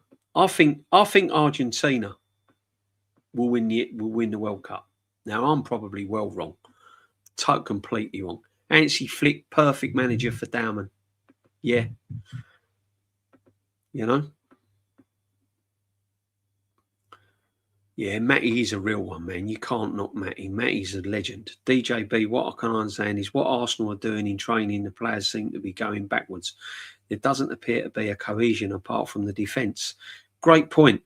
Great point. And do you know what, right? I said this, I can't remember when I said this. There don't seem to be any partnerships at Arsenal anymore. You used to have partnerships at Arsenal. You had the Brady and Ricks, didn't you? You had Alan Sunderland, Frank Stapleton's, Charlie Nicholas's and Mariners when they played, the Davy Platts. You had Rocastle, Mersons, Rocastle, and you had you know what, Bergkamp, Henry, Wright, Ian Wright, Dennis Bergkamp, Perez, and on that. You had partnerships. You had Vier, Petit. There was always partnerships. You was getting it with kind of. The problem is, right, you had it with Saka and Odegaard, but it was too much one way. It was too much. And everything else was getting starved. But you don't see that partnership anymore. Who's Gyökeres got a partnership with? Who's he had a partnership with all season? He's not really linked up with Saka. He hasn't really linked up with Martinelli and Trossard. Because they're not good enough. He hasn't really linked up with Zubimendi. He hasn't linked up with Declan, had an understanding with There's no partnership at Arsenal. The only partnership at Arsenal that I can see is Saliba and Gabriel. Other than that, there ain't really any partnership. Declan Rice bails Zubimendi out left, right and centre. Cleans up for him all the time. You know, he drops his pencil on the floor, Declan Rice picks it up. That's it. There's no partnerships. They're all individuals all over the pitch that play this robotic style of football under the football manager. You know, it's a great point, my friend. Big up to you. DJB, do you think Joe Root will be Tendulkar's test run record? Oh, it's a big arse, man. Tendulkar's man was, what a player. I think he could. I think Joe Root could. Joe Root's an exceptional player. I think he's definitely got it in his locker, 100%. I get up at 4:30 a.m. to watch the Premier League. Weekends out there in Los Angeles, as well as watch the Champions League games from 10 a.m. during the week. Big up to you, Lawrence. That's what I'm saying, bruv. No matter where you're from, it's hard times. The Emperor, big up to you. Guys, can I just say one thing? Make sure you smash your like. 110 in the building. Absolutely brilliant. Smash your like. You're all legends. Every single one of you. Big up to all of you people. Smash your like. And if you're new to the channel, you've just come across the channel and you're thinking, what is this? It's the Arsenal Huddle. Go and sub to the channel, people. Come on. As an American firefighter in the same state, big up to you, my friend. As Matty, my co-workers know, I love Arsenal. My family knows. My kids are proxy Arsenal fans, and I have a scarf hanging over me and the mist. There you go. There you go, the Emperor, man. You support Arsenal. You wear that scarf with pride, and big up to you, the job you do as well, my friend. Big up to you. Yeah, I've got no problems. The more the merrier for me. The more the merrier. Why do you think Manchester United are such a big club? Man United fans are absolutely everywhere. You can go anywhere in the world to be Man United by the hundreds. And I'm talking hundreds. You know, this is what annoys me when people disrespect Man United fans. When certain Arsenal fans, you know who they are. I'm not mentioning their names. You know the dickheads that are on this circuit. Yeah. Disrespect all the other teams, and they talk as if Arsenal's the be all and end all of the Lord Almighty. It's not. It's not. We are not. We are a massive club. We're a huge club, a huge football club. But we're not. We're not Man United. We're not Liverpool. We're not Real Madrid, and we're not Barcelona. That's a fact. That is a fact. Yeah, and this is why I want to win the Champions League. And people say to me, oh, Premiership, the Premiership, the Premiership. Kenny Ken, big up to Kenny Ken. Love that man. Right? We have this argument all the time.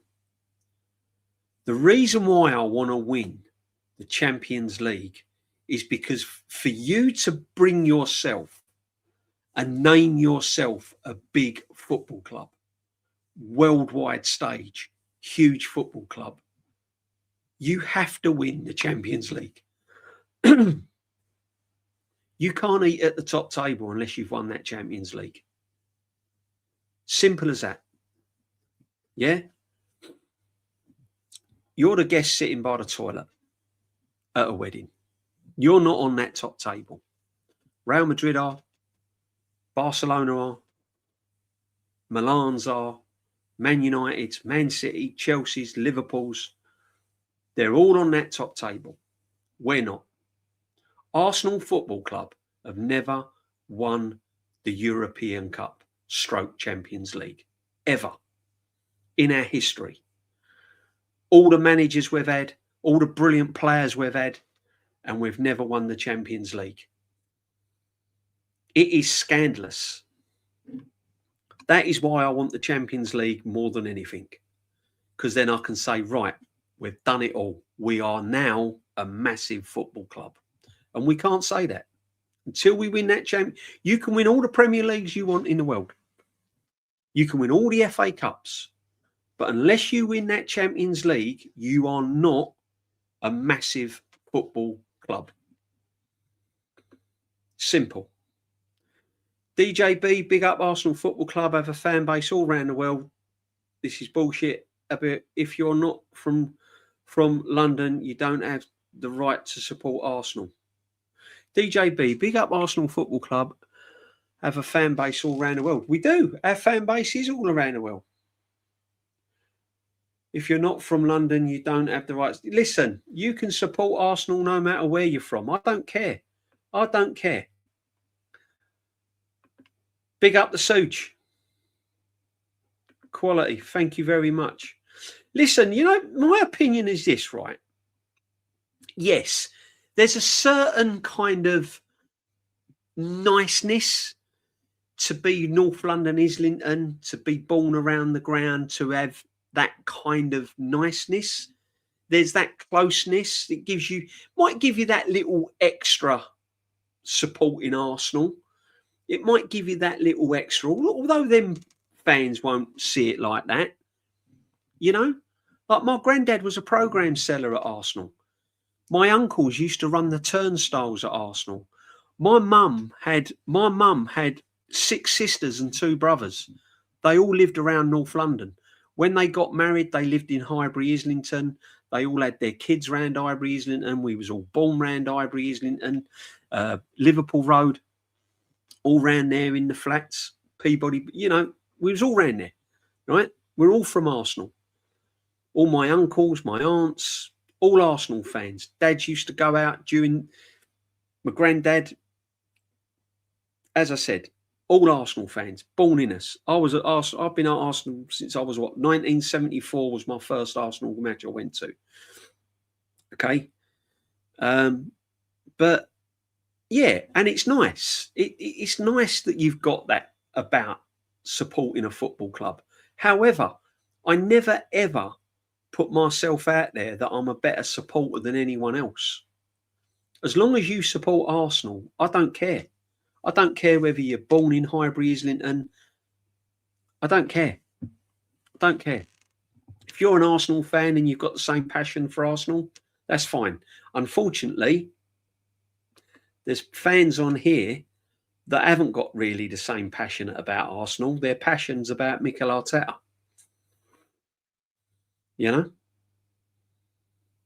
I went to a 4-0 home game, Man City 89-90 season after we won the league. Yeah, big up, Darren. Remember it well, brother. Remember it well. That was party time as well, wasn't it? I would get up at 6:30 a.m. as a kid just to watch Thierry Henry, then go to the yard and mimic him. There you go. I was number 14 when I played the academy football because of Henry. There you go, brother. Massive. There you go. There was a. Do you know what? Right, I think he's a newsreader. I can't remember, but there was a clip. Where did I see it on the TV? I don't know. I can't remember. But they asked him why he supported Chelsea. I think was it? I can't remember. What program was it? I can't remember. But this guy, newsreader or something, said, "Oh, why did you support Chelsea when you was born in North London?" And his answer was this: we used to have black and white TVs. And one day when I was little, I was about 6 or 7, I was watching Chelsea versus Spurs on the TV. Chelsea playing blue, so they'd be in the dark kit. Obviously, Tottenham was in the all white. When you've got a black and white TV, obviously one stands out more than the other. And he said to his brother, "Right, what team do you want to win?" And he said, "I'll have the team with the dark shirts on. I'll back the team that with the dark shirt, with the black shirts on, because it looked black." And they won. And that was Chelsea. And since then, he supported Chelsea all the time, all over a black and white TV. It's mad, isn't it? And he was born in North London. You support football teams for bizarre reasons. I've heard so many stories about how people have supported football teams. The biggest, I'll tell you what, right? What I absolutely love are these lower league fans. These lower league fans are non-league fans. in the Southern Counties leagues and all of that go and support their team and follow them all around the country. And you see them on match days, and there might only be 10 of them standing on the terrace. 10 fans standing on the terrace. Tuesday night, freezing cold, rain, wind, and there are 10 of them just standing on the terrace. And they've like gone 70, 80, 100 miles around the country. And there's 10 of them. And the home fans say, like, you know, did you come in a taxi? You know? I mean, hats off to these fans, you know, that support Wealdstone and Brackley and all of these fans, you know, with the same amount of passion, following their non-league teams in the Southern Counties and Eastern County leagues and national leagues, non-league and that, and they follow them up and down the country. And there might only be 20 of them standing there singing, jumping up and down when they score. I think, honestly, I love all that. DJB, I'm absolutely disgusted with Arsenal for not playing a tribute to Alex Cropley, who played for us in the mid-70s, both Hibs and Villa. Yeah, he also played for where he was quick post. Yeah, condolences, man. Big up to you. Well, they might wear a black armband on the next game, but I doubt it, bruv. They probably don't even know who he is, Lawrence. Big up to you for mentioning it, my friend. Big up. International fans always struggle with the times of the game, but the real ones do it for the love of the game, even if it's shit watching. Suge, 100%. 100%. I'm going to be honest with you, right? I've been going Arsenal, and I'll be honest with you, the last 2 seasons I've been bored out of my head. I've not enjoyed it. I've come out the Emirates not really entertained at all. Just glad we've got the 3 points. There's a couple of games I've come out absolutely buzzing. When we beat City 5-1, when Declan Rice scored them worldies against Madrid. There's a couple of games, the second half against Villa, when we turned them over. You know, when we beat Tottenham, that's always good. But other than that, I've come out the ground going, oh, well, you know, let's get on the train, let's get home. You know, in Northern Ireland, mainly Sydney teams sacked their coach after 3 games. The owner said, we have standards. We cannot allow 3 losses. If only rugby league analogy transferred to football. Arsenal and Cronkies. If only, my friend. If only. It's just a different game, isn't it? Football is completely different to rugby, but principles should still be the same, right? You should still have the same standards, no matter whether it's football, no matter whether it's rugby, the standards should still be the same, 100%. Big up to everyone locked in. Hope everyone is good and well.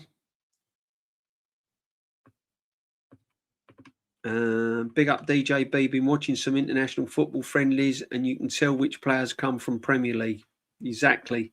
Oh, it stands out a mile in the World Cup. Always has done it. Has done for years. DJB, how'd you go about getting tickets for games? Me and my old man are wanting to go, but can never get hold of any. Right. It's hard. It's hard. What you got to do, you got to get a membership. You got to get a membership, a red membership, and then you join the ballot. You go onto a ballot. You pay £1, or I think yes, £1. In sterling, you get in the ballot. If you're successful, you get a ticket. If you're not successful, you can then ballot for the tickets when they go on sale. And that is it. Honestly, it's difficult. It is difficult, bro. But yeah, just get your membership. That's what you got to do. You got to get a membership. You can't get a season ticket. The waiting list is too long. In actual fact, I'm not sure if the silver memberships are all used up now. I think you can only get red membership now.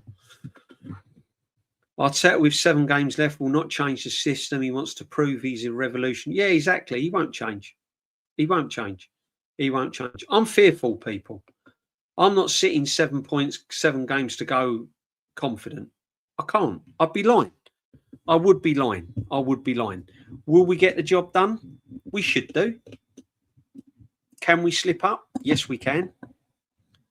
Is it still all to play for? 100%. Now with the injury crisis, yeah, we don't fill me with hope along with Arteta. If all these injuries are serious, or even if half of them are serious, we're in trouble. And the reason why we're in trouble, Clement, is because he's not rotated the team. So Norgard would be coming into this team without any real experience in that midfield at the crucial part of the season. We've just got to hope these injuries are not serious, because if they are, we are banging trouble. Because I've always said, squad depth, we may have options. Squad depth quality, we haven't got it. I still think we lack a lot of quality at this football club. I'm still convinced we lack real quality at this football club. We've got no left-hand side. Our right-hand side now is depleted. Saka's off form. Noni Madueke ain't good enough. Trossard's not good enough. Martinelli's not good enough. Jesus is not good enough. Havertz is not good enough.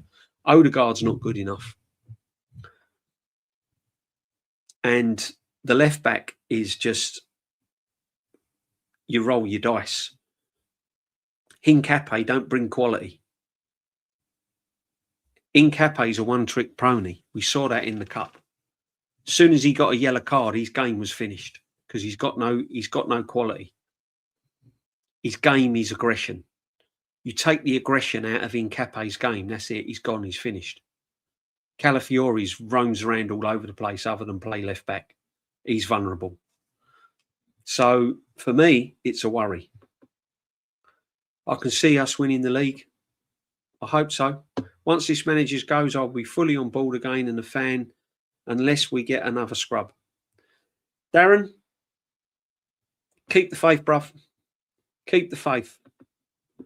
This manager is not going to derail my thoughts on Arsenal Football Club.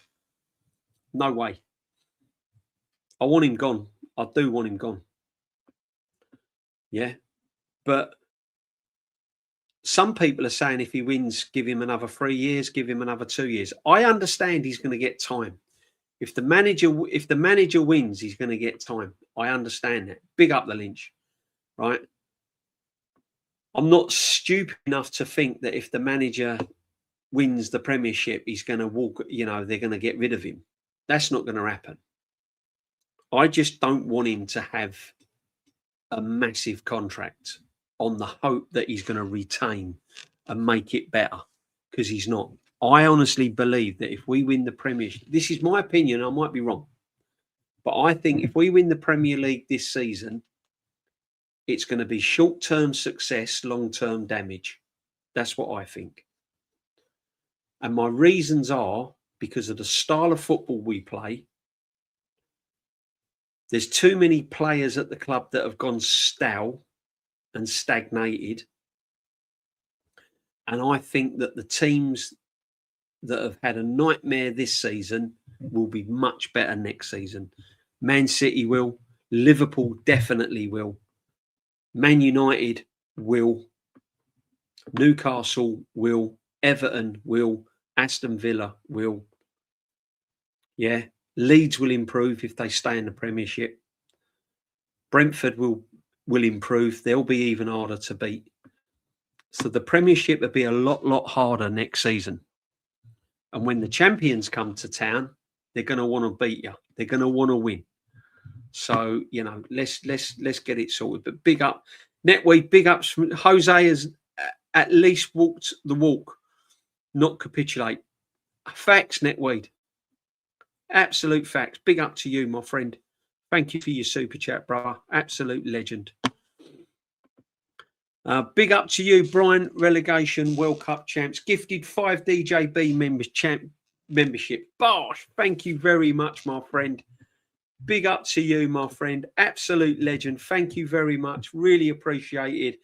If you've got a membership, big up to Brian. Big up to Brian. Relegation World Champs. Thank you. Brilliant name as well. Welcome. Mikel Arteta is Keir Starmer of football. Yeah, I agree, Lawrence. I agree. Big up Binks. Hope you will. Big up the Binks.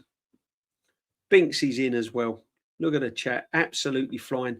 I'm doing my best to keep up with it, people. But you know what the Sunday sit back's like. I do like to try and talk about all your comments So if I'm a little bit behind, I do apologise, but it is what it is, people. You know what it is. DJB, I want him gone even if we win. The PR and losing mentality has infested our club because of him. Yeah, I see where you're coming from. I do see where you're coming from. See, my angle's different, the reason why I want him gone. I just feel that he's taken us as far as he can take us. And if he wins the Premiership, it's like the whole, it's like complete. The process is done. Now let's get someone in, freshen it up. New players, get rid of the dead wood, get rid of the players that have been here long enough. Let's freshen it up because we've got a lot of quality at our football team. Saliba's a top player. Gabriel's got another 2 good seasons in him. Raya's a good goalkeeper. We've got Timber, we've got Rice. We've got all these players now that I'm just frightened under this manager will start to stagnate and look elsewhere. And I don't want that rot to kind of seep in. A bit like a boxer, you know, a boxer that wins the belts and they win. A bit like Tyson.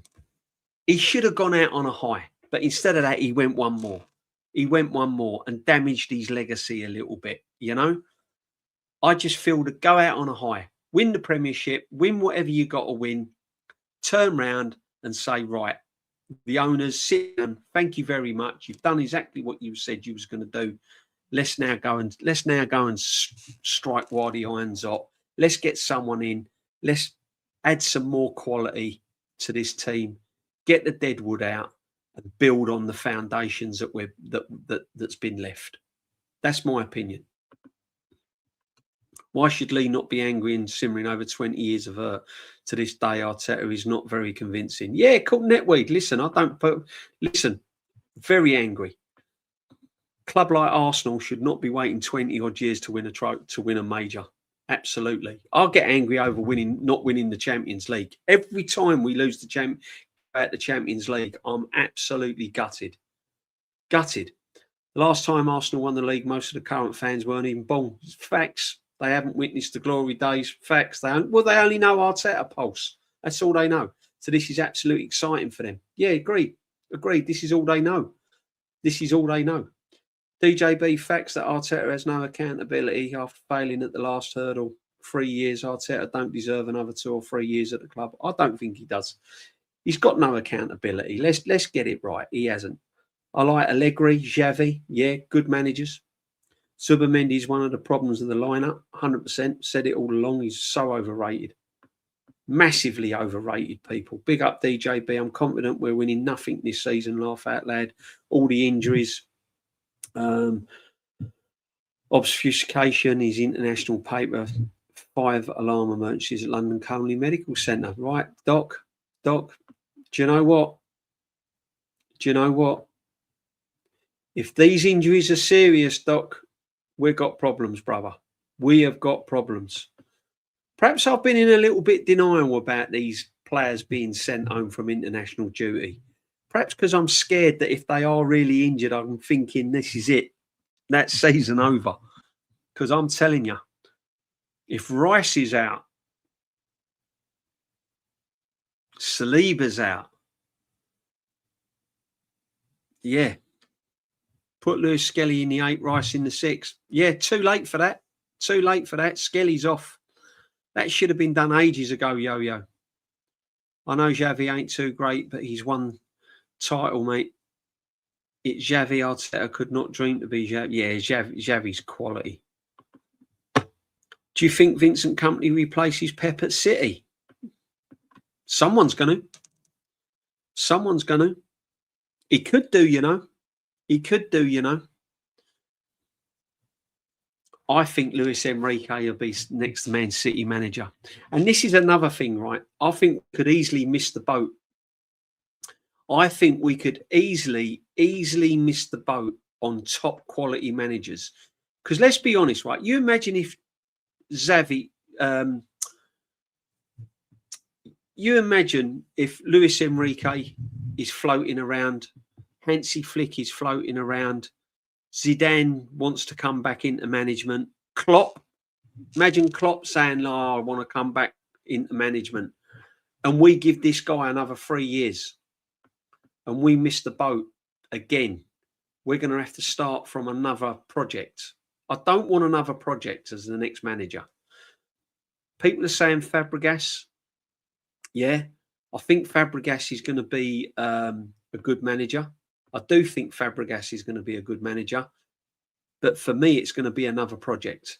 I don't want another project at Arsenal. I want a real top quality manager, someone that's been there and done it, won the Champions League, won leagues, won cups, knows what they're doing. That's what I want at Arsenal. I don't want to trust the process again and phases. I'm tired of it. I don't want another £1 billion spent at the football club to buy our way to the Premiership. You know, I want someone that's going to come in, hit the ground running, quality football, blow teams out of the water. Yeah, I get that you're going to have the odd game where it's going to be crap. You can't play scintillating football all the time. But yeah, we've got the worst counter-attack in the league. We've got no counter-attack. We've got no counter-attack, my friend. The attack's been appalling. What team do you think will win the World Cup, DJ? I'd say Spain or Argentina. I reckon Spain or Argentina. It's going to be out of them two. It's going to be out of them two. If I'm going to pick one from Europe, it'll be Spain. If I'm going to pick one from anywhere else, it'll be Argentina. I wonder what the excuses will be this season. If we don't win anything, there can't be any excuses, my friend. Can't be any excuses. No excuses. Can't blame injuries. Can't blame anyone. Can't even blame the owners. The owners, as Kenny said, has put their nuts on the table. They've spent £1 billion. Can't even blame the owners. The only reason why you can blame the owners if he keeps the manager. Next season, if this manager is still here, I'm blaming the owners. Blaming the owners. Not even going to mention Arteta next season if he's still here. Quad will never be achieved. It's practically impossible. Someone will do it somewhere along the line. The only way the quad is going to be won is if you get a manager that comes in and takes every cup seriously and got the squad to do it. Argentina, interesting. Yeah, I think they will. I think they'll be all right. Just popping in to say hi. Big up, Hendon. Big up, Hendon. Absolute legend. Big up to you people. Big up to everyone in the chat. Please smash a like on the channel. It does help. DJB, what do you think about Glasner getting the Tottenham job? Oh, good appointment. Glasner's a good manager. If he gets it, if that's true, I think it'll be a great appointment, to be honest with you. I think it's Tottenham's game. Watch this space, especially if he gets money behind him. If they spend in the right way and Tottenham grow a pair and back the manager and spend the money, I think he'd be a great appointment. I think Glasner's only been waiting for a big club. I've always said there's a manager in Glasner. I think he's a really, really good coach. I think he's a top coach. I just think that if you get Glasner at the right club, watch this space. Watch this space. I'm telling you. This is what I'm saying. This is why we've got to strike while the iron's hot next season. You got a man like Glasner rocking up at Spurs. If they stay in the Premiership and they spend money, you think Spurs are going to be a walkover next season? They're not. They're not. The Premiership is going to be strong next year. That is why we can't stand still. Brenny, big up to you, Brenny. World class, man. World class chat as always. Hardest I've ever been zapped was by 40-volt generator still hurt. Now Arteta is at 90 minutes every week. Netweed, big up, my friend. Big up. Yeah, it's hard, man. Good night, Endon. Yeah, good night, Endon. Pay no need about the transfer speculation. It's all moot whilst Arteta is manager. Yeah, I can't get excited. I should be, shouldn't I? When you got Kavashila coming to the club, possibly, all these top names that we're linked with, I should be jumping through hoops and getting excited. But I can't. I can't. I can't. Everyone was excited over Gorkarez, and I'm going, not for me, because it's Arteta. It's not a Gorkarez. You've still got the same manager in the dugout. I can't get excited over brilliant players coming to this football club whilst Arteta's there. I can't. Because of the way we play. Because of this manager. If it had been Donald Duck in the dugout playing like this, I'd still be saying the same thing. You can't play like this and get excited over top. If Vitinha walked into this football club now from PSG, I'd go, yeah, good signing. But Arteta's the manager. What are you going to get out of Vitinha?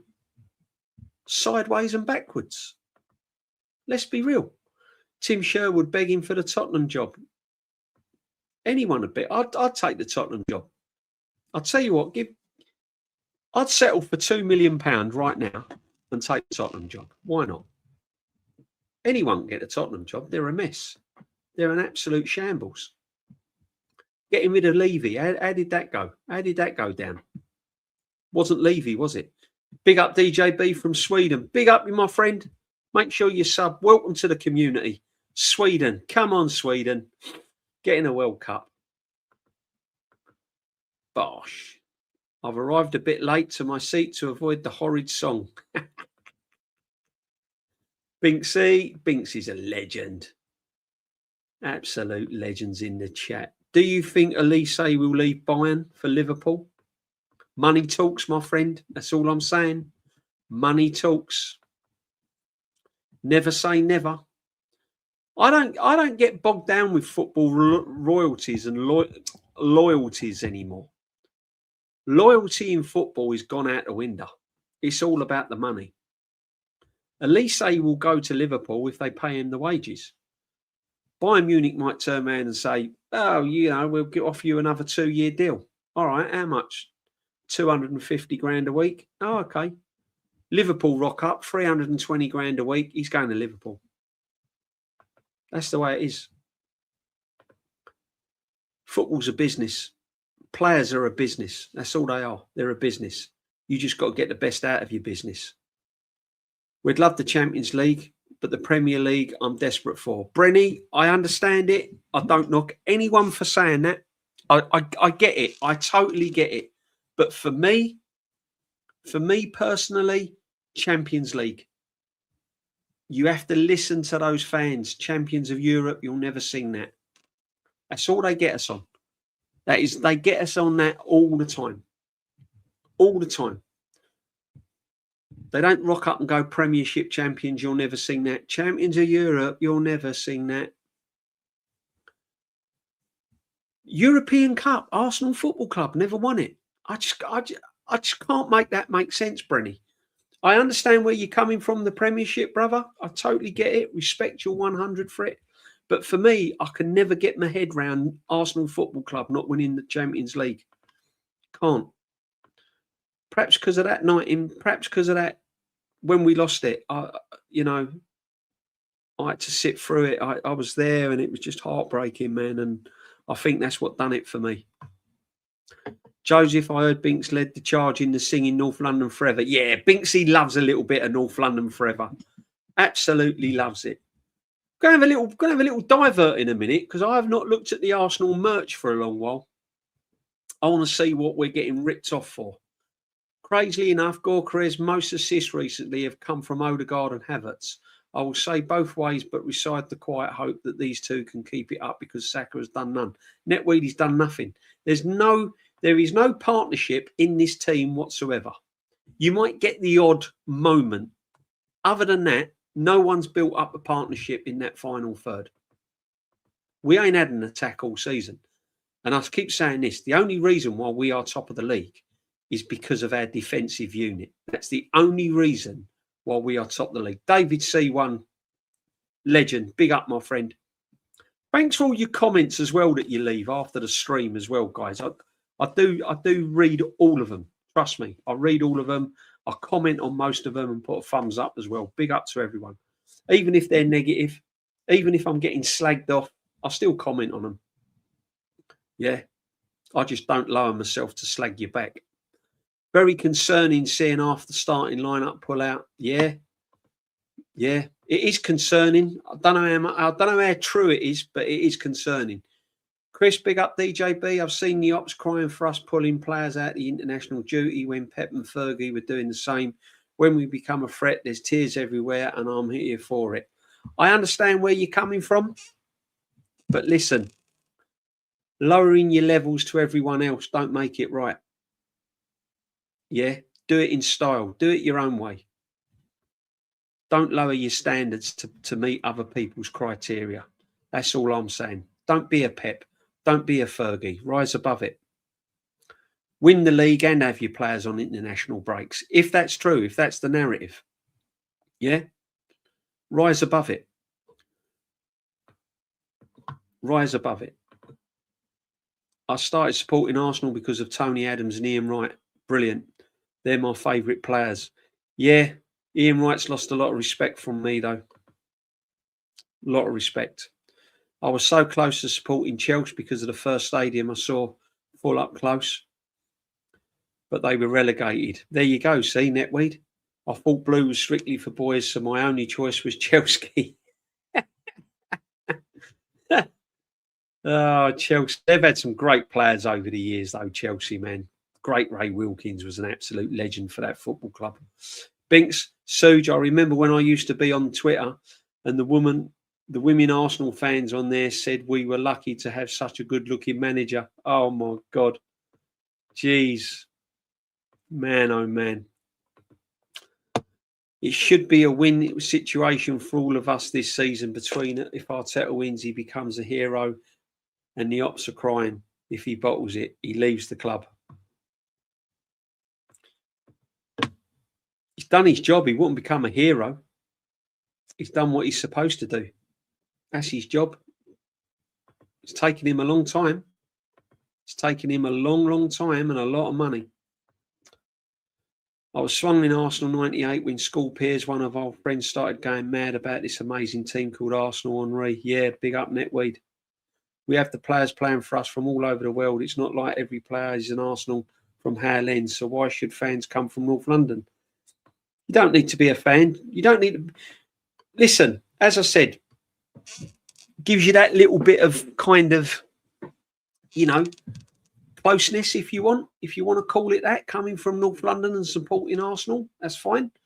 But you don't need to come from North London to support Arsenal.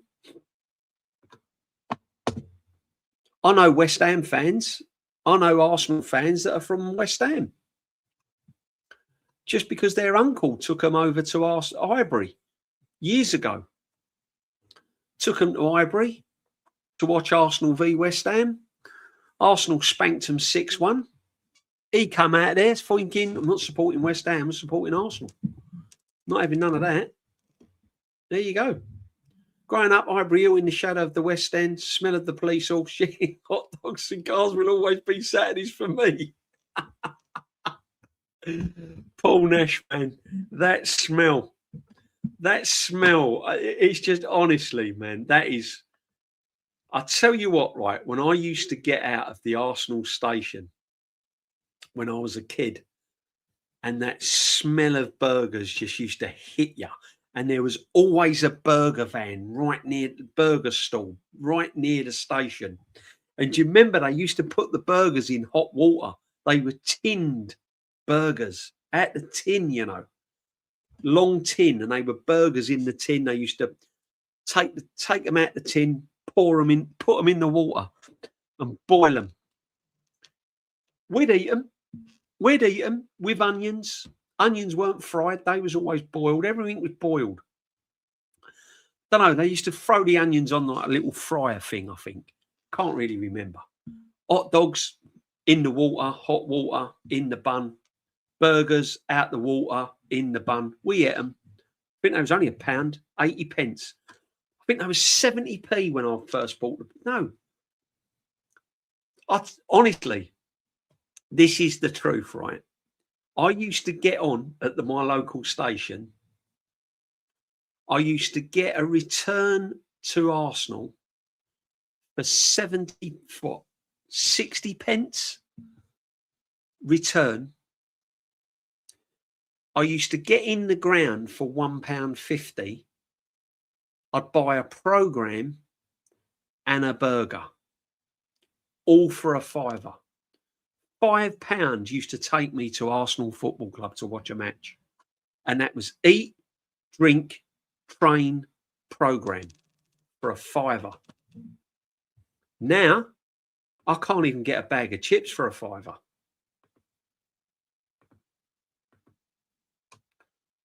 I'm not confident at all. I've been saying it for weeks that we're going to end up trophyless.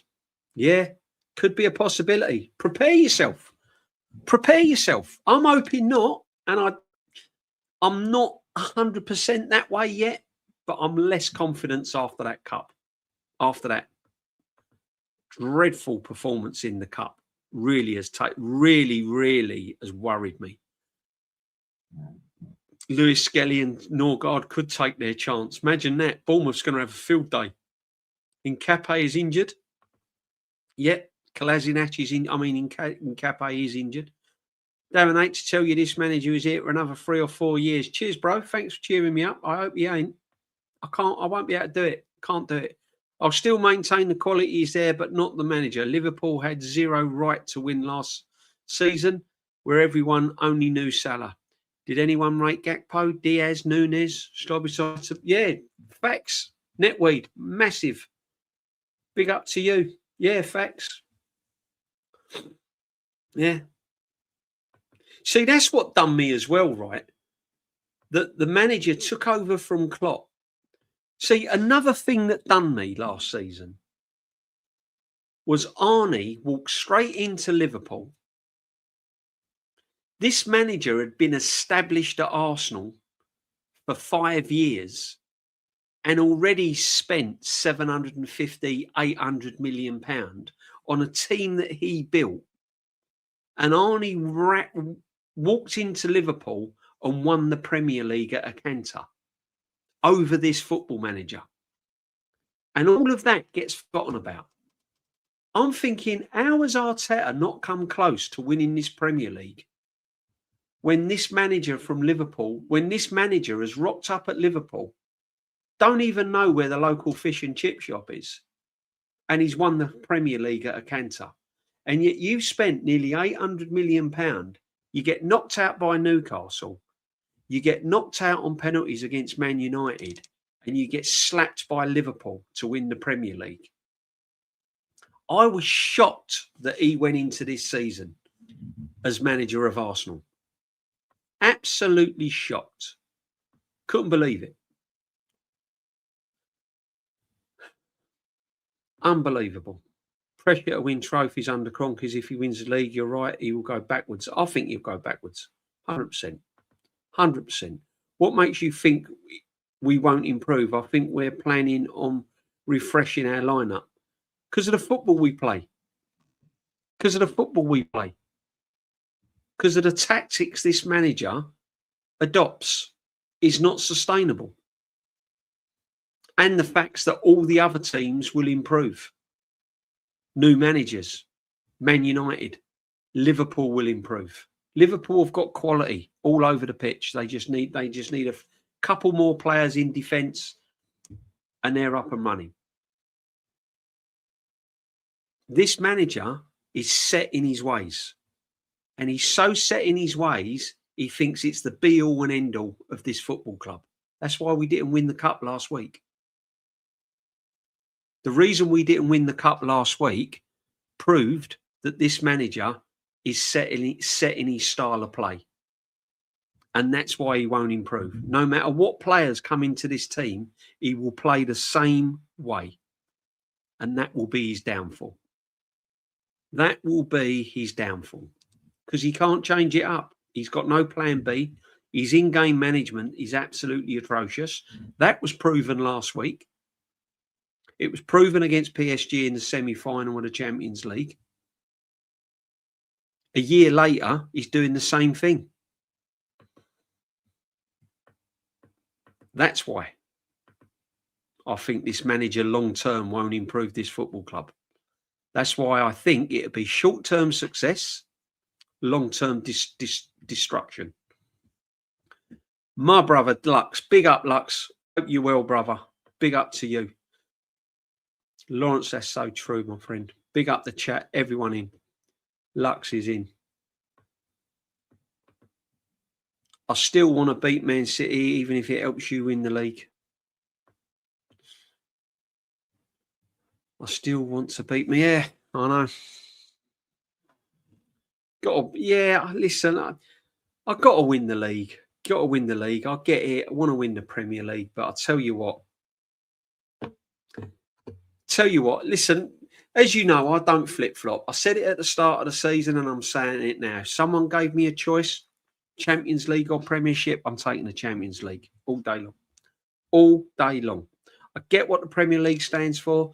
I get it's the bread and butter. I get it's the daily in and out. But for the history of this football club, the facts that we've never won it, I'm being a bit selfish. I've never seen us win the Champions League. I've seen us win titles. I was there in '89 at Anfield. I've seen us win premierships. I've seen us win titles. I've seen us win FA Cups. So for my own selfishness, Champions League, because I've never seen it. And the fact that I think it's an absolute mockery that Arsenal Football Club has never won the Champions League. Crazy. If Arsenal get an elite coach, add to the squad, new quality footballers, there is already a quality director. Exactly. Time is now, my friend. The time is now. You know that moment in time that you can miss and it all starts to go backwards? It did with Klopp, didn't it, under Liverpool?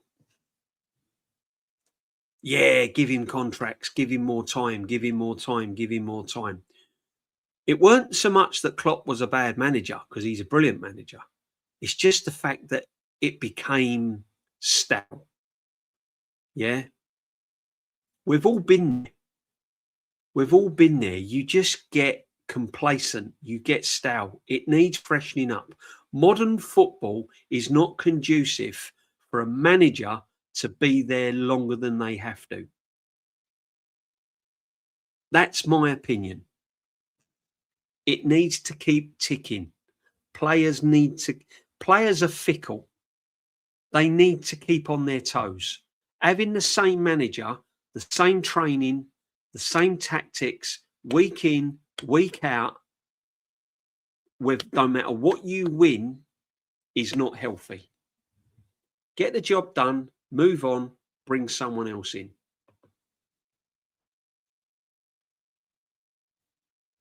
And also for Arteta. Arteta would get bored. He might want a new challenge. If he managed to win the league, Champions League double, would you say he should walk? I doubt it happened, but curious. Listen, I've just told you what I think. I've just told you my opinion. I just don't think it's healthy. In this, gone are the days where you get Arsene Wenger's and your Alex Ferguson's, all that, and Klopp's even, staying at a club 10, 12, 15 years. Them days are gone now. Modern football, it's just, them days are gone. Them days are gone.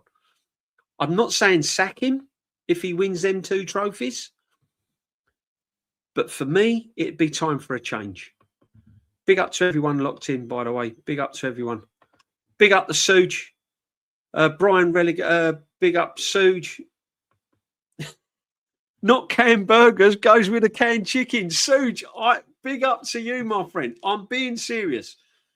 Listen, if there's any Arsenal fan in the chat, right? I mean, I still go Arsenal and the food has improved loads, right? Not money-wise. I mean, it's a rip-off and I don't buy it, but it's improved, right? But if there's anyone in the chat that used to go, Lawrence, if you're still in the chat, mate, trust me, those burgers came out of a tin and they were tipped into boiling hot water. They were tinned burgers on those little hot dog stands. Trust me. You know, the ones with the trolleys, and they used to have the 2 with the little light on the top that was just about bright enough, like candlelight. It was more or less like candlelight. Yeah. Honestly, they were tinned burgers. Trust me, Suge, they were. No, it's sad, bro. Big up to you. Brian, relegation to the world champs. I saw standing in the corner of one of the bars at half time of the match at Stamford Bridge. I saw Ray Wilkins, got him to sign my program. God rest his soul. Man, God rest his soul, Ray Wilkins, absolute legend of the football club. I used to love watching Ray Wilkins play football. He was a brilliant player. Big up to you. What an absolute piece of memorabilia, my friend. Big up to you, my friend. Thank you for the super chat. Zidane is a dream. Netweed, Zidane is a massive dream.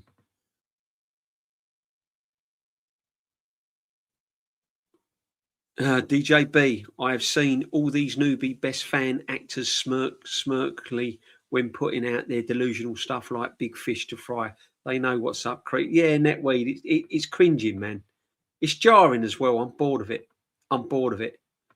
I saw something last week at Wembley, and that just summed it all up. And I'm not going to mention his name. He knows who he is. Yeah. He was grabbing hold of anyone just to promote his channel. He didn't give a monkeys about Arsenal. It was all about the channel and all of that, right? I'm not in it for that. I'm a football fan. Shane's not in it for it. Lee's not. I mean, even Lee, give him his credit, man. Yeah.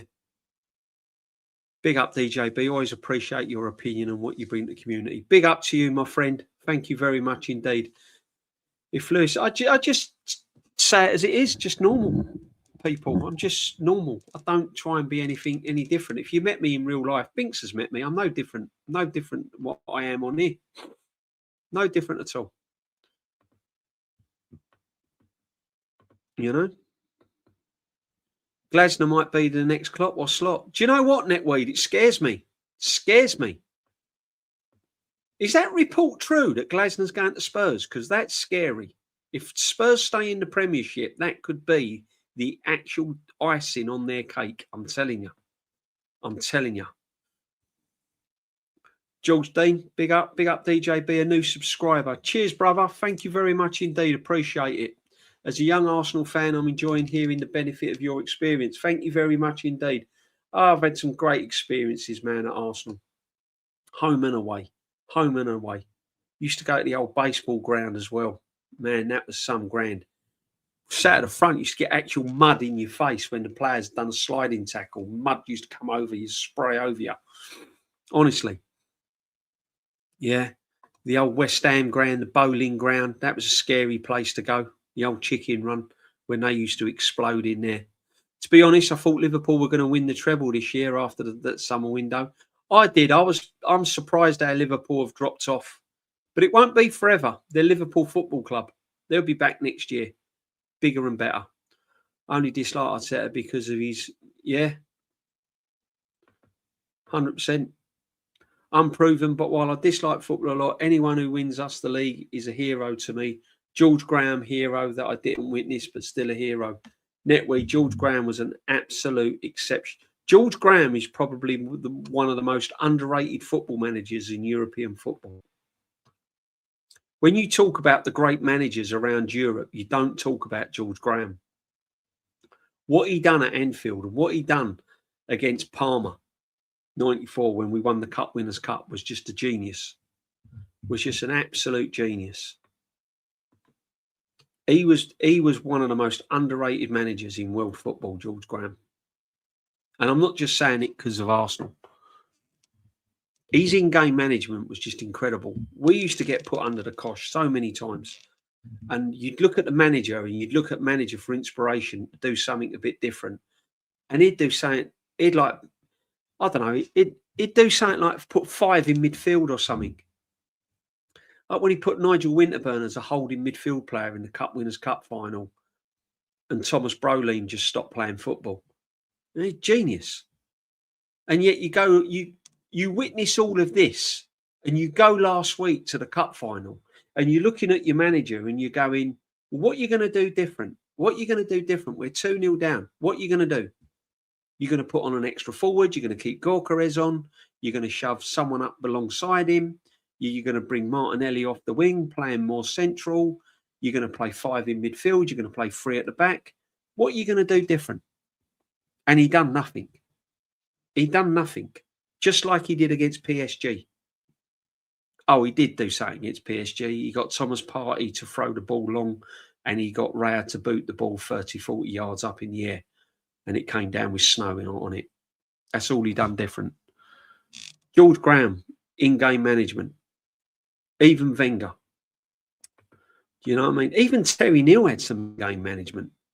This guy, I've never seen such a guy that just lives.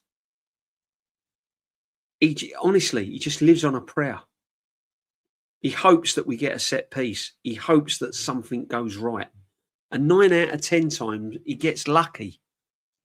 He gets lucky. He's such a lucky manager. He has that appalling cup final last week, and the following week it's the international break. If we'd have been playing Bournemouth this weekend, we might have lost. When Xhaka was kept after his indiscretion, I personally knew Arsenal were not the same. Yeah. Thanks. Darren. Merch, please, DJB. Yeah, we're going to put the merch on. Manny's in. Big up the Manny. Bosh. Darren Sullivan, 9 foot. Agreed, sir. That clumsy foul to give away the penalty should be why he won't be picked for the World Cup squad. Did I mention that he stole that goal as well? I'd sell him. Yeah. Oh, Ben White. Yeah. I feel a bit sorry for Ben White in a way because Timber's come in and he's just been better. And at the end of the day, this manager's crucified Ben White. He's played him on an injury for far, far too long. The guy should not have had that injury. Played him and played him and played him, ruined his career. Simple as that. Not Ben White's fault, Manny. The manager's fault. Brenny, I hear you, mate. If we win the Champions League, I'd be over the moon. Just think that not everyone will put a shift in. Yeah, exactly. Exactly. Listen, it's one of them, isn't it? Chicken or the egg. Do you win? Some people want the Premiership. Some people want the Champions League. Me, I want the Champions League more than the Premiership. That's just my opinion. Yeah, Manny's in the building. Big up, Manny. How can anyone slag you off, DJB? Wouldn't want to give their head a wobble. Yeah, they do, bruv. They do. That's life, isn't it? That's what life's all about. You know? You got your haters in all walks of life, ain't you, brother? You know, I just do this because people enjoy it and I enjoy it. You know, that's all I do. I just give my opinions. I don't rant, swear, rave. I don't disrespect anyone's girlfriends and all of that. I just say it as it is. Nice one, Manny. I don't like Ben White. Attitude is shocking. I have to accept he is a good player, but I won't. Yeah, Ben White again. Ben White fell off of a cliff under this. Again, this manager didn't get the best out of Ben White. I don't know how Ben White got in the England team. I don't. There again. All right, I'll give you this thing, guys, yeah? If Jordan Henderson can get in the England team, then we can't really moan about Ben White, can we? That's all I'm saying. Jordan Henderson is in the England midfield. And yet you can't, you know what I mean? So if Jordan Henderson's in the England team, I'm having Ben White. That's all I'm saying. I've watched Arsenal dismantle Liverpool 3-0 at Highbury and I immediately became a fan. That team was brilliant. Would have been invincibles, but for Tony and him spending a night in the Nick. Yeah, true, Manny. True, brother. It's funny, isn't it, how we support teams, isn't it? Our fans get to support teams. You know, I know a lot of Tottenham fans that supported Tottenham because of Glenn Hoddle. Saw Glenn Hoddle play, never seen football like it. Glenn Hoddle was a genius, man. Glenn Hoddle was a craftsman. He was a brilliant, brilliant football player. Now, if I'd have watched Glenn Hoddle before I watched Arsenal, I perhaps might have supported Spurs. I don't know. Nah, probably not. Nah, it's going a bit over the top. But you know where I'm coming from, people, didn't you? Yeah. Some people support football for all teams, for all manner of reasons. I know someone that met Billy Bonds on a bus once, right? Met Billy Bonds on a bus once with his mum coming home from school. And he supported West Ham. Now, I mean, it's bizarre, isn't it? Just because he met Billy. Who do you, oh, you know, blah, blah, blah, blah. bumped into Billy Bonds, and someone said, "Oh, that's Billy Bonds, captain of West Ham." And the little boy went, "Do you play for West Ham?" And he went, "Yeah, I'm the captain." He went, "Nice to meet you." And that was it. Supported West Ham ever since. It's crazy, isn't it? Some of the stories. Yeah. I had a mate at school, didn't know who to support. It was a toss up between Arsenal and West Ham and Spurs and all of that. And he went to the doctors with his mum, or no, the dentist. Sorry, went to the dentist with his mum. And do you remember in the waiting reception area? Well, back in the day, in the reception area, you still probably do now. You'd sit there and there'd be like a table, and people would bring magazines in and things like that and put them on the table for people to read while they're waiting for their doctor's appointment or dentist. And my mate, who, at the time, went to the dentist with his mum, picked up a program, and it was a Spurs program, and he read it. Spurs program in the dentist, someone had put on the table for people to read. I know what I'd have done with it, but that's another story. But anyway, he picked up the Spurs program and he read it. And that made his mind up. From that moment on, he wanted to go and see Spurs play football because he liked the kit and he liked the badge and he liked something he read. And his dad took him over to Spurs, got him a ticket, took him over to Spurs, and that was it. He became a Spurs fan. Crazy. Canned burgers sounding a good canned chicken. I'm telling you. I'm not making it up.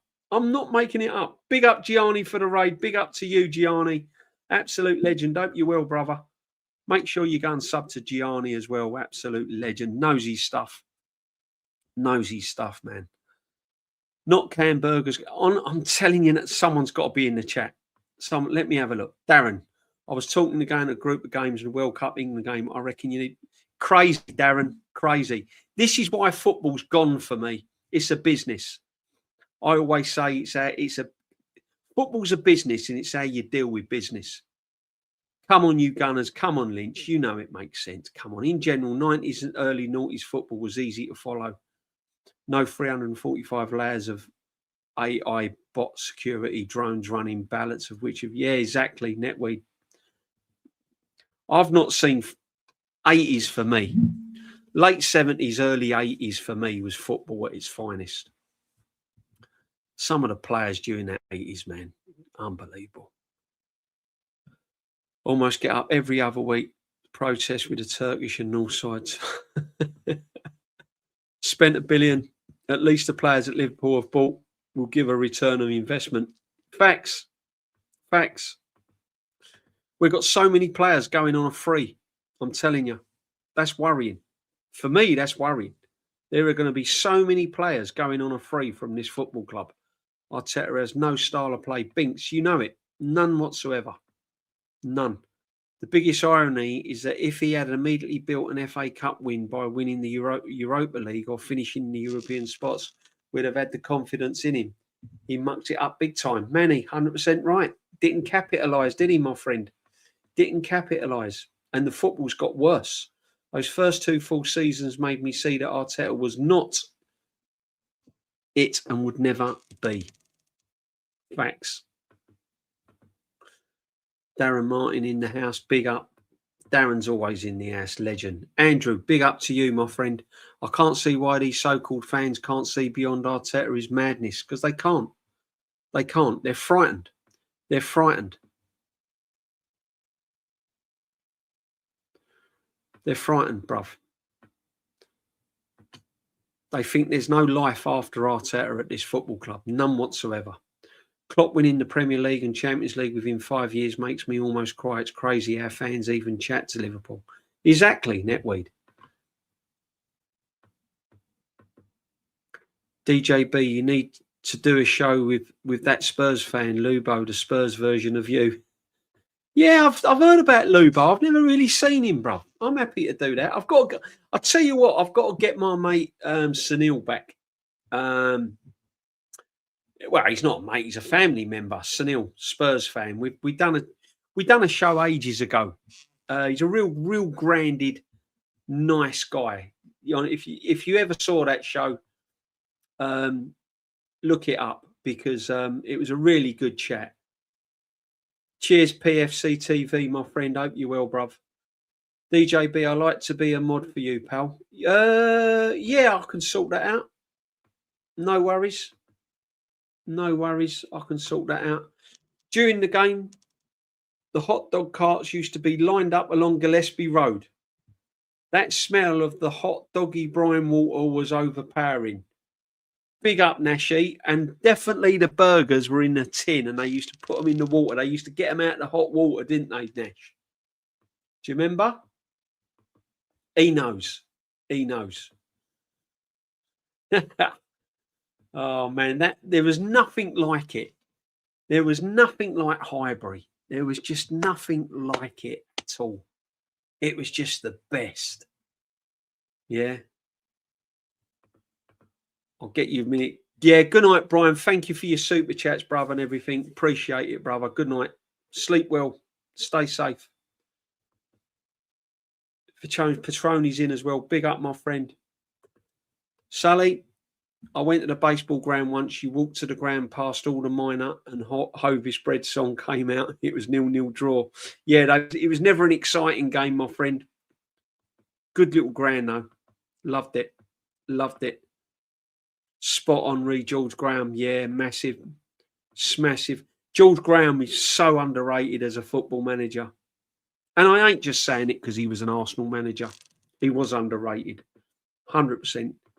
Big up everyone locked in on the community. Absolutely buzzing. Sunday night sit back. Yeah.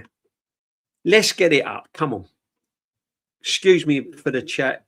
I've tried to highlight all the chat, guys, but we've had a real good talk tonight. Tuchel is sus for choosing Henderson. How can you choose Henderson, Binks? That's criminal in itself. Nothing against Henderson, but his time's come. We've got better players than Henderson, haven't we, in England? There must be. Hoddle was brilliant. Hoddle was unbelievable, man. Do you remember that song? We all agree Rixie is better than Hoddle. Rixie would never be better than Glenn Hoddle. I wasn't a massive Graham Rix fan. I'm going to be real with you. I weren't massive Graham Rix fan. I thought Graham Rix was really frustrating as a player. He used to have some right nightmares, didn't he, Graham Rix? 8855 treble 2. Hang on. Have I missed something there, Darren? Sorry, bruv. Arteta sold 20 players for free. I had to pay 12 of them to leave, including Ozil. Yeah, exactly. Exactly. Players walk out of this football club for nothing. It's ridiculous. Absolutely ridiculous. Pickford for the final. Northside raid. Big up the Northside. Thanks for the raid, bruv. Thank you very much indeed, Northside. I'm going to have to do something with Northside. I haven't been on with Northside for a long, long time. Long time. Loads of respects for the Northside. Big up, Jonathan. Thank you very much, brother.